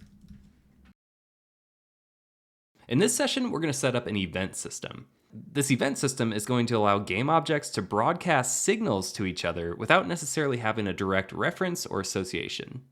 This is going to help us reduce coupling in our system and keep each piece a little bit more modular. The next super major thing we want to pursue is having a camera follow our hero around. And the camera is going to be a different type of game object. I could go to main.js here and see I've got the hero. And we're essentially going to do something like camera is going to be a new camera object, and we want that to follow the hero. We could do something like pass in the hero, or say like camera dot, please follow this equals hero or something like that. There's often not really anything wrong with that, but the trade-off is that both pieces need to exist and have this kind of direct link. A cool alternative is an event system, where any game object can just send signals into the air, and if there's anybody else around in the tree that cares, they can react to that. But they don't really need to know about each other. So I'm going to go to our project directory and make a new file. It's going to be called events.js. Now, similar to how our resources file worked, we are going to create a new class type for events, but the whole game can share just one instance of it. So I'll say events is a new events instance, and that's the thing that's going to get exported. So anything that wants to use this event system can just import this constant here. We're going to start this with two fields. First is going to be an array of callbacks. It's going to be a bunch of functions that are stored in here. Each function will need a unique ID. That way, if we want to remove a function later, we can remove it by its ID. So we're going to use a new counter to help us create a unique ID every time. So that'll be like next ID, and we'll start it as 0. Now this events class is going to have kind of three main things that it does. First, it's going to be able to emit events, like, hey, something happened. When something happens, any other entity is going to be able to subscribe to that thing happening. And they'll do that by pushing a new callback function into this array. Finally, if an entity leaves the scene or just doesn't care about that thing happening anymore, we need a way to remove the subscription. Now to build this thing up, we're actually going to start in the middle. So I'm going to bring in a method here. It's called on. On's going to take in an event name, the thing that's calling it, and then the callback that thing wants to happen. So for example, say something cares about the hero moving, like an item that we're going to pick up off the ground. It might subscribe to the hero move event. It'll tell us who it is, so we can kind of keep track of who's asking, and then it will provide a callback that it wants to happen whenever the hero moves. We'll increment our next ID counter just so this number is always going up, and every time on is called, this value is different. We'll push a new object into our callbacks array here. That object's really just going to include the three things that were provided by the caller, but we're also going to tack on that ID and then return that to the caller. That way later on the caller can be like, hey, I don't care about this thing anymore, here's its ID, take it out of your list. So that's how we add things to the list of callbacks. Say we want to remove something, like we just said, well, one of those callers could come back and say off. Let's give us more room here. Off will take in the ID, and then we're going to take our list of callbacks, filter through it, and eliminate any that have that ID. So when going through all of them, if this particular one doesn't have that ID, it'll survive and remain in the list. We're also going to provide a second kind of blanket way of things unsubscribing. and that's going to be by the caller. So say this caller is like a different game object and it's going to leave the scene. We want it to automatically unsubscribe from anything that it's subscribed to. If we leave anything around, that could be a memory leak. And so we'll add this method too, unsubscribe, that takes in the caller. And similar to up here, it's going to filter through the callbacks and just get rid of any where the caller is this caller that's being passed in. So there's an item on the ground, the hero picks it up. Anything that item is listening to will get removed from this callbacks list. Okay, so 2 of our 3 things are covered. We've got subscribing, unsubscribing.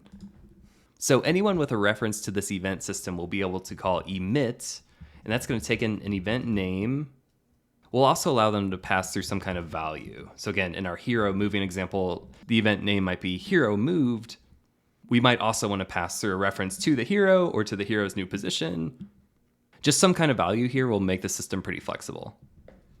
So someone is saying this type of event has happened. Now we want to iterate through our callbacks and go ahead and call any function for someone that's been waiting on that thing to happen. So we'll go through our callbacks for each one. We have a stored object.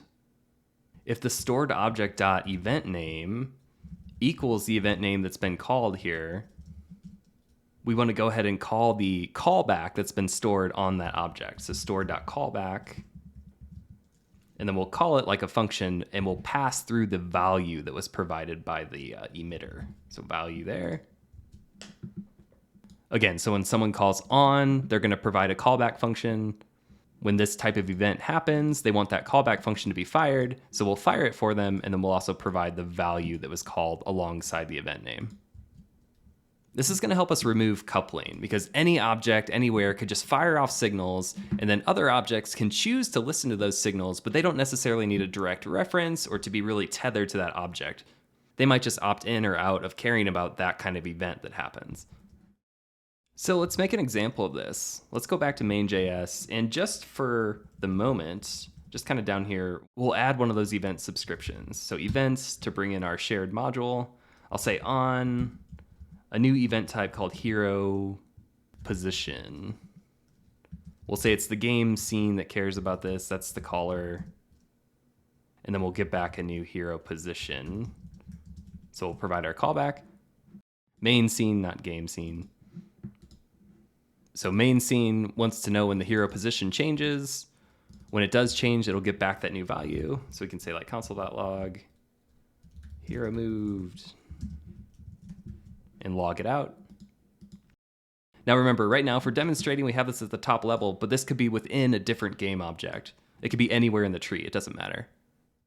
Okay, now let's head over to our hero file, and we need to emit that same event name whenever the hero moves. So in our step code, we can go ahead and just kind of provide an updated position on where the hero is. We'll put that in its own method. So this dot try emit position. Define that just right down here. Now I say try here because we don't necessarily need to keep emitting the same signal if the position hasn't changed. We could emit it just like this, events.emit, calling that. We want to call it with the same event name that main cares about. So that's hero position. And ideally, we'd probably keep this in a constant instead of the string. We'll make that refactor later. But just for now, the string name will match. So we emit it. And then we want to give it a value. So we could say this.position. Now you can see it over here where our console log's happening and we're getting the same value back every time because the hero is emitting on every frame. But when I move them around, you can see that that value changes. And honestly, this is kind of harmless because, these are really lightweight functions. It's probably no big deal, but let's go ahead and set up a little caching system so that he'll only event his moved position if he actually moves. So first, in this method, we can go ahead and just add this little check. We'll say if this.lastX equals this.position.x and this.lastY equals this.position.y, then we can just return and don't do anything. If they are different or undefined, we can go ahead and just say this.lastX equals the new position. Same for Y. Tighten all this up. And now hero position will fire on the first frame because these don't exist yet, and so they're not equal to the position. The signal will also happen when the hero moves. And so now anytime the XY changes, we get a different value here every time. Anybody else that cares will be able to know. Now, with this in place, we have a way to subscribe to the hero's position, and now we can get back to making our camera system work. In this section, we're going to create a camera that follows the hero around as he walks. So back in main.js, we can get on creating that camera now. So I'll make a new file just at the top level source here called camera.js. We're going to export a class here called camera, and that's going to extend GameObject. Now, this will be pretty simple. We just need our constructor here. We'll call super on that to get the default GameObject stuff going. And then I'm going to go ahead and move that block of code from main.js where we subscribe to the hero position event. We're going to take this whole thing and move it. So copy it, delete it. And then we're going to move that to the constructor of the camera, just like this. We'll also change this main scene reference to be a reference to the camera instance, which will be this. Plop our object in here. Just for absolute starters, we're going to go ahead and sync our camera position to the raw hero position. So we'll say this dot position is going to be the hero position dot duplicate. That'll copy over the X and Y values from the hero. Now to get this going, we'll say in main.js, we're going to create a new camera. And to make sure the updating happens as expected, we'll grab our main scene and add that camera as a child. Now our hero moving logging is working, but there's nothing really visual about the camera yet. We need to modify the drawing code a bit to get the camera effect working. So in our drawing code, there's a couple of moves we got to make. First, we're going to go ahead and grab our canvas and clear out anything that's stale. So we'll grab the context, clear rectangle, starting at the top left corner, 0, 0, and make sure we clear the entire width and the entire height, and that'll just make sure all the pixels are gone. We could have done that earlier, but we're always drawing over it, so it didn't really matter yet. Now we're going to use a couple of handy methods that come on an HTML Canvas context. These are going to help us quickly draw everything in an offset position so that we get a following effect. First, we want to save the current state. So to do that, we can run ctx.save. Next, we're going to offset everything. So rather than manually going in and making sure that all of the positions are like relative to a certain camera pinning value or something like that, the canvas context can do all of that for us. The method for doing that is context.translate. And then we pass in an X and Y, how much we want to translate by. So for starters, we'll just say position.x off the camera and camera.position.y. Then we'll go ahead and draw our objects as usual. So those objects are going to be drawn after the translate happens. Now we want to go ahead and restore our canvas to the previous state, and that'll kind of put everything back where it goes. So to do that, we'll grab our context one last time and run restore. Now you can see everything drawing, but it's going to look a little funky at first. So when I move the hero around, it's like the camera kind of moves opposite of where he's going. We also have our sky that's moving. It's good that we have a visual outcome happening, but of course this isn't quite right. So back in our camera code, instead of just taking this position that comes in from the hero and using those same values, we need to create some kind of custom camera values. We can use the hero position to do that, but we don't want to just blindly kind of take what's there. Instead, we need something pretty custom. So I'm going to bring in some constants. This just helps us visualize the math a little bit. First, we want to center the hero on the screen, and so we need to know how wide the person is, specifically how wide half of him is, or his width divided by 2. So that's going to be 8 pixels. We set our canvas width and height to be 320 by 180. We can take the negative half of a person and then add in half of our width and half of our height to get a nice centering point for the camera. Get rid of some of that. Finally, here's where the real math happens. For our position, we're going to use a new version of a vector 2, or a new copy of a vector 2. For the x, we want to take the negative hero x, so hero position.x. And then we're going to add in that half measurement, so half of the screen width. And then we'll do the same moves for the y-axis, negative hero y plus half height. And now when I reload over here, you can see that everything is drawn with the hero in the center of the screen. So we're using a nice camera position that kind of puts him right there. If you wanted to play with the offset, we could do that, say here, like half width plus 200. That pushes it way off. That doesn't make any sense. How about 30? Then we can see more space on this side of the screen. So it's worth playing with that and experimenting with that, but we're just going to leave it dead center. Now this is mostly looking really good, but there's one last little bit of weirdness, and that's that our sky background's kind of being treated like any other object on the scene.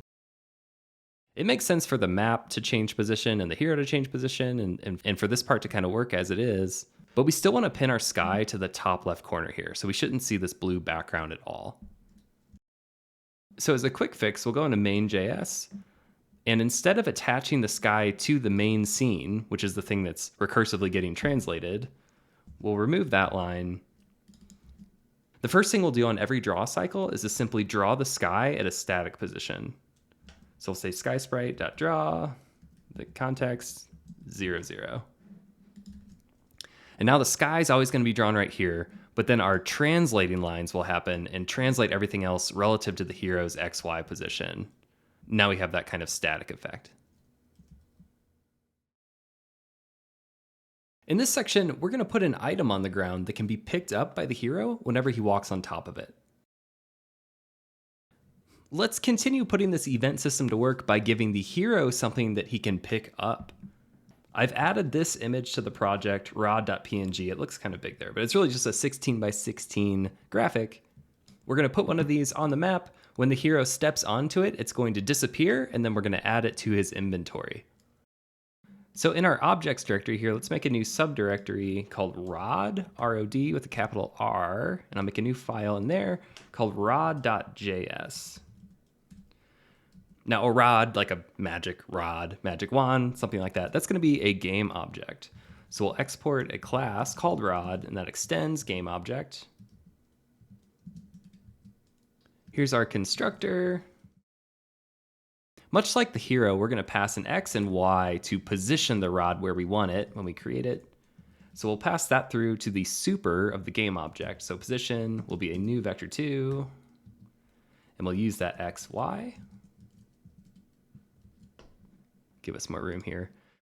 Our rod is going to have an appearance. It's going to have a sub sprite. That's how we're going to be able to see it on the screen. So we'll make a sprite that just lives within the rod here. That's a new sprite. We need to give it a resource to use, which image it should use. So that will go here. In our resources.js file, where we have our other two load options, let's add a new line, and this will be rod, just like that. And we need to make sure that we match the file name, which I called rod.png. So now this image will get loaded when the game boots up, and we can use it here. So we'll say resources.images.rod. Now, just like the camera wants to know about the hero's position, the rod also wants to know. And so we can use that same event that we have wired up. So events.onHeroPosition. When we get a new position, the rod is the one that cares. We get the position back. Here, the rod's going to detect overlap. And if that hero ever intersects with the rod's body, then we know that we should pick it up. But we'll get to that in a second. We'll fill that out as we go. For now, let's just get the rod visible on the screen here. We'll go ahead and add this sprite as a child to the rod. So back in main.js, when we're kind of constructing our scene here, let's go ahead and throw a rod on the screen too. We'll say rod is a new rod. And we want to pass in a similar XY, kind of like what the hero does using this grid cells helper. And let's see, we'll go like 1 away and 1 down. So 7 and 6. We'll grab our main scene and add a child. That child will be the rod. That'll get it rendering and updating. Great, so now we see it on the screen. It looks okay. There's something a little funky about its alignment, and that's because it's positioned right here. But just like what we did with the hero, we want to just take it and visually nudge it upwards. That's built right into our sprite. So we can go to rod, and the sprite, we can go ahead and give it its own relative position. That'll be a new vector2. The X looks good to me. It's just that the Y, we want to like bump it up a little bit. So we'll go -5 pixels for that. Great, and now it appears kind of right in the middle of the cell. That looks pretty good. Okay, now we can probably start filling this part out here. So in order to detect the overlap, we get the position of the hero back when it changes. We're notified of the changes. Now we need to go ahead and compare it to the rod's current position. The first thing we'll do is grab the hero X, Y, and go ahead and round them. When the hero's in transit here, let's just demonstrate this real quick, like position.x. As I walk here, sometimes we'll get weird fractions like that if you kind of play with the arrow keys a certain way. But we're just detecting that you're more or less right on it. So we'll go ahead and round that position X and position Y. Get rid of that. Now we can take these two numbers and go ahead and compare them to our current position. So if rounded X equals our current position.x, and same with the Y, we know we have an overlap. And so we can just log it out here to see it working. Now as the hero moves and I touch the rod, we'll see this overlap happens. So now we can go ahead and handle that collision. Back here, we'll go ahead and make a dedicated method for handling such a thing. Call it onCollide with hero. And then when our detection happens, we can go ahead and call that. So this .onCollide with hero. First, when we collide, we want to go ahead and remove this instance from the scene. So when he touches it, it should disappear. We don't want to see it anymore. Then we want to alert other things that we picked up a rod. So when it comes to maybe having it in an inventory, like we'll show it on the screen or we'll know it in his stats, whatever the case may be, we need to tell somebody, hey, we picked it up. But first, let's just focus on removing it from the screen. We're going to head over to our game object. We have some nesting methods like adding child, removing child. We want to provide a nice clean way for this game object to destroy itself. That should remove it from the tree and stop listening to any of those event listeners it may have created, unsubscribe from everything, clean everything up. The interface for that should look like just, this.destroy. So we're calling destroy on a game object, but remember this game object might have children underneath it. So we want to make sure that any children underneath it also get destroyed. So first, we'll iterate through each child, and we'll call child.destroy as well. So everything will go through this destroy cycle. When it's this instance's turn to get destroyed, whether it's a child or not, we want to make sure that it is removed from its parent's children array. So we need a reference to our parent, and then we can call our remove child method on that parent. So I'll do that. Passing in this. So we're removing this from my parent. The thing is, we might not have a parent yet. We briefly discussed it before, but didn't quite keep it in. Say we add a child to a game object. We want to make sure that we create a reference back to that parent so that we can do this kind of operation. So anytime something gets added, we can say game object's parent is this. And just for cleanliness, we'll come up to the constructor and just kind of start with a null value here. So the very top level node won't have a parent because it's the top. But anything under that will have a reference to one level up, and that would be its parent. One more bit of cleanup to do. As soon as remove child is called, we want to go ahead and make sure that we unsubscribe from any events that that child may have created. So we'll grab our events, call unsubscribe, and we'll pass in the caller that should be cleared out from that list of possible callbacks, and that will be the game object that's exiting. Let's just add a log here to make sure everything's working okay. So over here, as soon as my position aligns, we should see that destroy is called. We see two calls to remove child. First, the sprite is outgoing because that's a child of the rod that's getting removed, and then the rod goes through the deletion process, and now we don't see anything on screen anymore. Cool, so that's working. We can go ahead and remove these logs. Now it's cool that it works, but the presentation is a little lame. It just disappears, and I think we can do better. When the hero collides with any pickup, we want to go ahead and put him in sort of an item pickup state. We have a dedicated frame ready to go. If we pull up the hero sprite sheet, this one right here where he's kind of holding the item up, let's try to put him in that pose and then show him holding that item above his head. So the first thing we'll need to do is just create a new animation pose for him to use. So if we go into our hero and hero animations file, remember we set up these helpers for making the standing frames and the walking frames. We'll make a new constant called pick up, and he'll be facing downwards. We can use our same duration 400 for that. It doesn't really matter because this is just going to be one frame that loops over and over again. So our list of frames is a new array. Our only frame will be times 0. And the frame number is 12. And remember, how did I get 12? Well, it's 0, 1, 2, 3, 4, 5, 6, 7, 8, 9, 10, 11, 12 right here. Now, when the hero enters this pose, we want to lock his movement. So let's close out of all these, go to the hero file. We have our base step function here, and it kind of assumes that we're going to allow movement. So right at the top, I'm going to add a new condition. We'll say if this dot item pickup time is greater than 0, then we'll return early from this step. So what is this? It's a new concept. Basically, we're going to create a new timer on the hero that anytime this has value greater than 0, we want to show the hero in this dedicated pose and then not allow movement while he's doing that. It's got to wait for that timer to run out. So this is going to be a number of milliseconds, and we'll use the delta time to gradually subtract from this value. Eventually it'll be 0, and then the rest of the code will go through. Let's go ahead and save this to the class. Right above here, we have a few kind of stateful variables, so just throw it right there. If we make it inside this block here, we can go ahead and offload to a different method.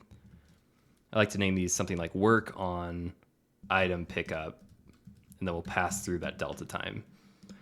I like having work on in the name. It's kind of like a little signal that, hey, the rest of the step isn't going to happen because we're working on this instead. But again, find the conventions that are right for you. So while this is in progress, we'll create a new method. How about all the way at the bottom of the file? I'm going to collapse this try move and this other one, try emit position, just to give some more screen space. Work on item pickup, we'll take in the delta. We'll go ahead and take our time left, which is item pickup time, and subtract the delta. And while that's happening, we know we want to play a specific animation. Body, the animations node, run our play method, and it'll be called pick up down, just like that. We'll go back up to the top of the file where we create our other animations. So the body has an animations config. See, we have our walk and our standing. Let's add one more. It'll be pick up down, and we'll import that constant that we created, pick up down. So we have a new frame index pattern being created. Anytime we have delta time flowing through this work on item pickup, we know that we'll show that animation frame series. Now, real quick, I do want to call out that right now we only have like a handful of things that the hero can do, because so far this game is very simple. But if we had a bunch of things, we probably wouldn't want to be in a situation where we have like different types of methods for all the different types of things the hero could be doing. That might be where we reach for something like a state machine, where maybe the this.state would be like picking up an item. You know, state could also hold things like is attacking, or like is, expressing like excitement or something. Again, rather than having individual flags for like this dot is attacking, this dot is expressing excitement, that kind of thing. We're not going to really need that in such a simple project, but it's worth noting sometimes that's a good option when your objects get a lot of things that they can do. Anyway, enough about that. To actually trigger some time to be added to our counter here, we can wire up an event. So we'll go back to our rod. Here we kind of carved out that we're going to tell other objects that this rod has been collected. We can fire off a dedicated event for that. So events.emit. We'll name our event hero picks up item. Now we can pass a value along so that anybody that cares about this event can get some information and context about the item that was picked up. We want to pass a visual along, so I'll go ahead and pass through an image. And that's going to be the images.rod. I also want to know the exact position where that rod was picked up. So I'll also pass through a position. So now any other object in the game that cares about such a thing can go ahead and listen to this event. We'll see that in the next section as well, where we start showing some inventory on the screen. But for now, our only entity that cares is the hero, because we want to use this signal to put him into his like item pickup celebration state. So we'll go to the hero. At the bottom of the constructor, I know there's a lot of build up in here, but this is the bottom of the constructor. We'll say events.on, passing in that same name, hero picks up item. This is the caller that cares. We'll get those two pieces of data back. So that'll be an object called data. We can pass this information to a new dedicated method. We'll call it like this.onPickUpItem. And we'll pass through that data. Down here in our other area that deals with like picking up an item, we'll make that new method. Right in the arguments here, we can destructure those two pieces of information. Remember, we pass through an image and a position. We'll deal with the image in a second, but first let's talk about position. The reason I wanted to pass position through is that we might be doing this like smooth movement thing where the hero might be like passing through the object and still his destination position is maybe kind of still moving because we have some smooth movement things in place. If he picks up this item, I want him to go ahead and park right on that item's position. So we're going to change his destination position to be the exact same as that position. Next, when we land there, we want to go ahead and add some time to that counter. So this.item pickup time, we'll say like 500 milliseconds. Again, in the step loop, anytime this counter has value, the hero should show that new frame. So let's go ahead and test it. I'll go right on the rod, and he changes to it for just a second. I'll increase that so we can see that a little better. Again, right on it. And while he's doing that, I can't move him. But then as soon as it's done, that counter hits 0, and then the rest of the step code isn't able to go through. Now there's a couple ways to handle this next part. We pass through an image because we want to go ahead and create kind of like a visual indicator right here above the hero's head of what he picked up. And we could like take this game object and move it and kind of just display it up there.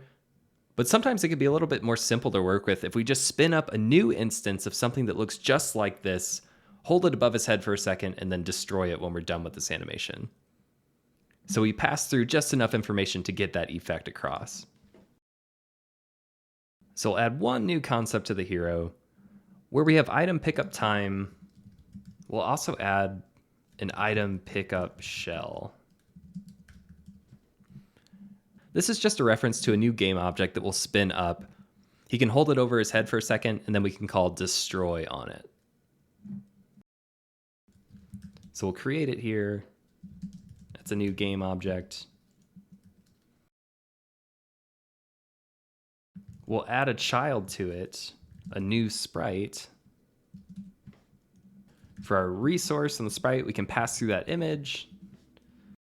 And for our position of the sprite, we want to elevate it a bit above the character's head. So the position will be a new vector2. We'll carry over the same x and then use something like -18 to just kind of elevate it above the hero.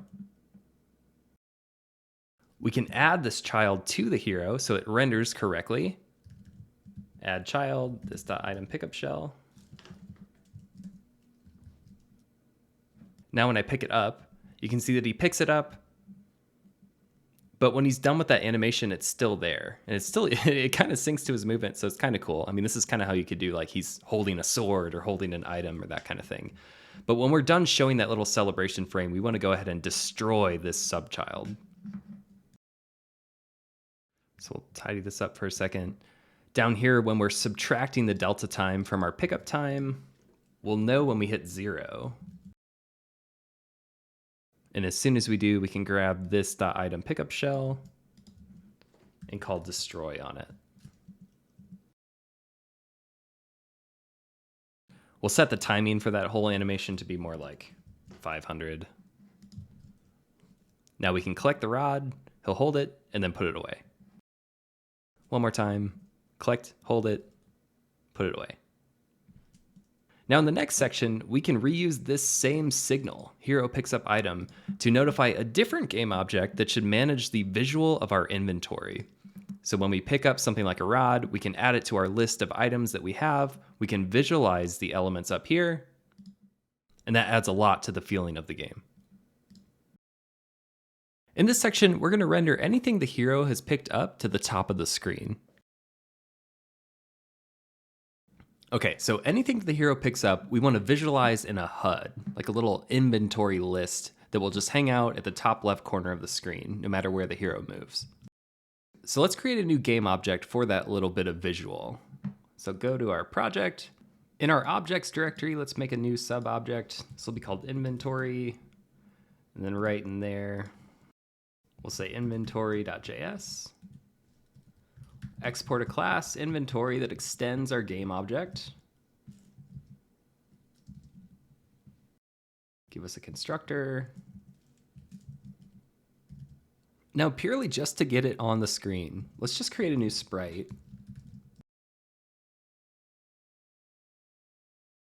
Resources.images.rod again. We'll add that as a child.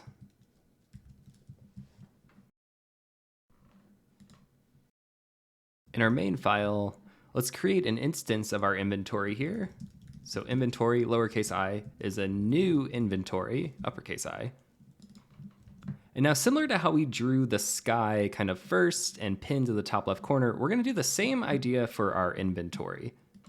So after all this translating happens for the camera work, like the save, the translate, the drawing, and then the restore, we can add a new, draw anything above the game world. So we'll grab our inventory and draw that, passing through the context. And we'll just pin it to the top left corner. And now you can see our sprite instance within the inventory is drawing to the top left. And when I move, it kind of stays to the top left. So that's working great. It sits a little bit too high for my taste. I'd rather nudge it down by a pixel or two. So let's go to our inventory class and give it a position. X is fine, but I want that Y to go down a little bit. Now it looks just a little bit nicer. Now we know that this is working because we see it on screen, but we haven't actually picked up the rod yet. So similar to how we emit a signal to the hero to kind of do that little thing, we're also going to emit a signal to the inventory, or rather the inventory is going to listen to that same signal and react to it. If we take a look at how the hero did it, remember we have this little block here. Hero picks up item. We can copy over this same idea to our inventory. So in the constructor,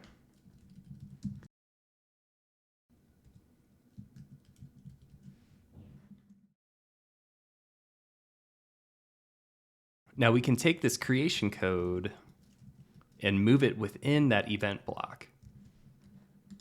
So now the game starts and nothing's there, but as soon as I pick something up, we see it appear in the inventory.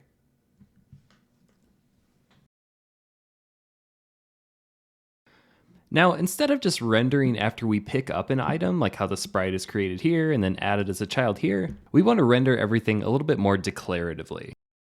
And by that, I mean, instead of just like rendering one at a time as it comes in, we're going to have a whole list. And anytime that list changes, we want to go ahead and just redraw anything we have in the inventory. So we can start by making a dedicated method down here. We'll call it render inventory. Let's say that the constructor starts with a list of items. So this.items, and each one will look like an ID. We'll start this one with -1 just to demonstrate, and maybe an image. Again, that could be our resources.images.rod. For each item in this list, we want to go ahead and do this draw command anytime we fire render inventory. So in this method, let's grab our list. And for each one, we can go ahead and create one of these sprites. So I'll just take these lines, move them over. Now we can pull the resource to use from the list item here. So that'll be item.image.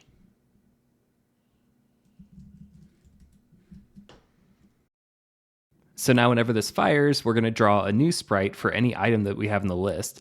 But if this fires a couple times in a row, we want to make sure that we're cleaning up these old stale children. What a phrase that is, huh? So this.children, before we draw anything, we'll go ahead and iterate through all of the existing children and destroy each one.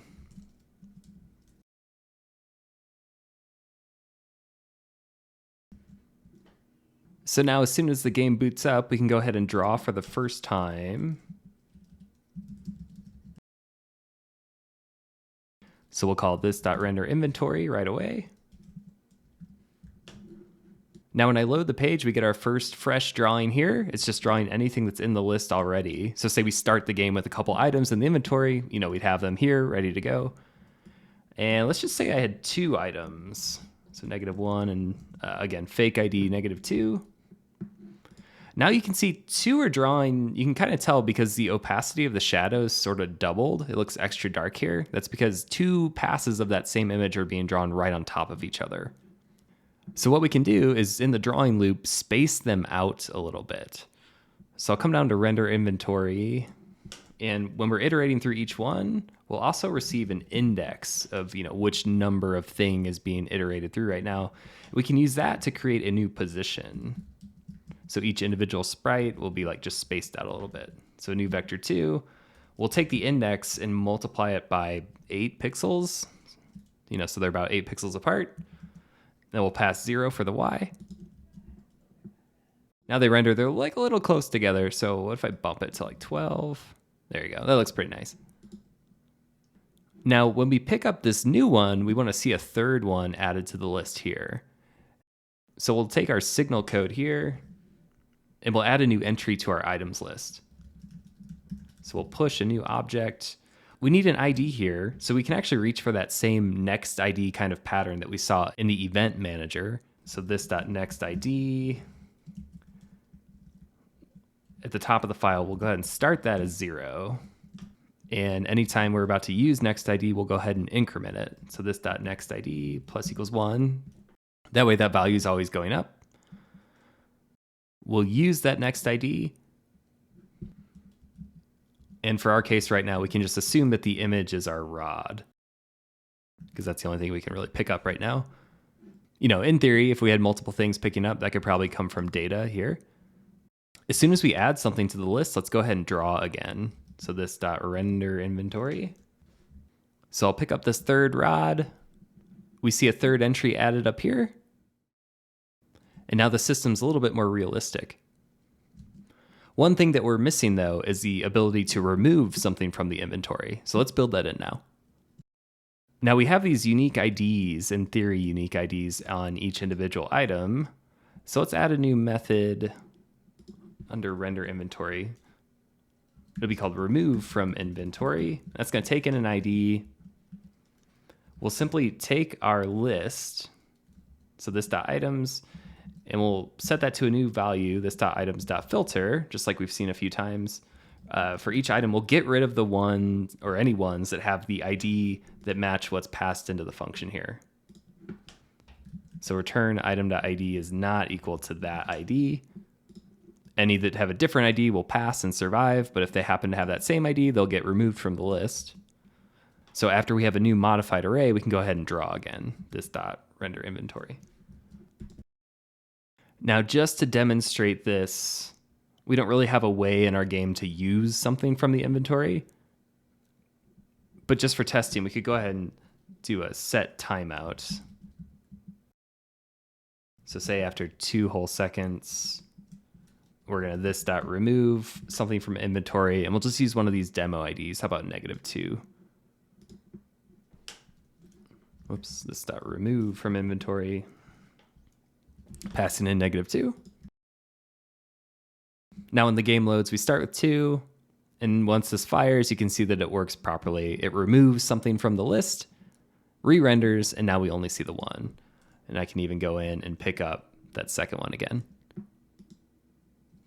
We'll just remove this, but I'll leave it in as a comment. So demo removing of something could happen, on item use or something like that, however you want to use it.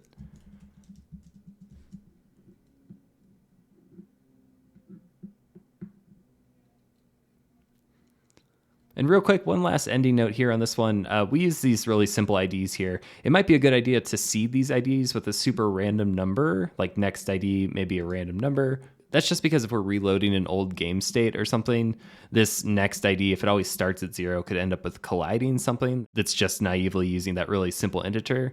A little complicated here, but it might be a good idea to initialize this with the loaded value so that it's truly always going up and unique, or just use like a super random number to seed it with. All right, let's keep going. In this section, we're going to create a ready method that game objects can fire as soon as they enter the tree. Now, our current setup has a little bit of timing baggage to it, so let me demonstrate what I'm talking about. If I go to main.js, remember we're creating a rod, and then we're adding it to the scene. But the thing about the rod is that it actually wants to subscribe to events and stuff as soon as it's created, basically as soon as that new line runs and the constructor runs. That might be fine most of the time, but in some cases it definitely won't be. So to get real specific with the demonstration, let's go ahead and add a console log, hero position. That happens on the subscription to the hero position within the rod. But in main.js, I'll remove the line that actually adds the rod, and you can see that the log fires. So even though that the rod's not in the scene, it's still listening to the hero position. It could even cause some errors because it's wiring itself up to destroy on collide, but it's not actually in the scene yet. It's not actually a child of anything. Say the rod wants to subscribe to an event related to its parent, or maybe something else that's going on in the tree. Well, it's not actually in the tree yet.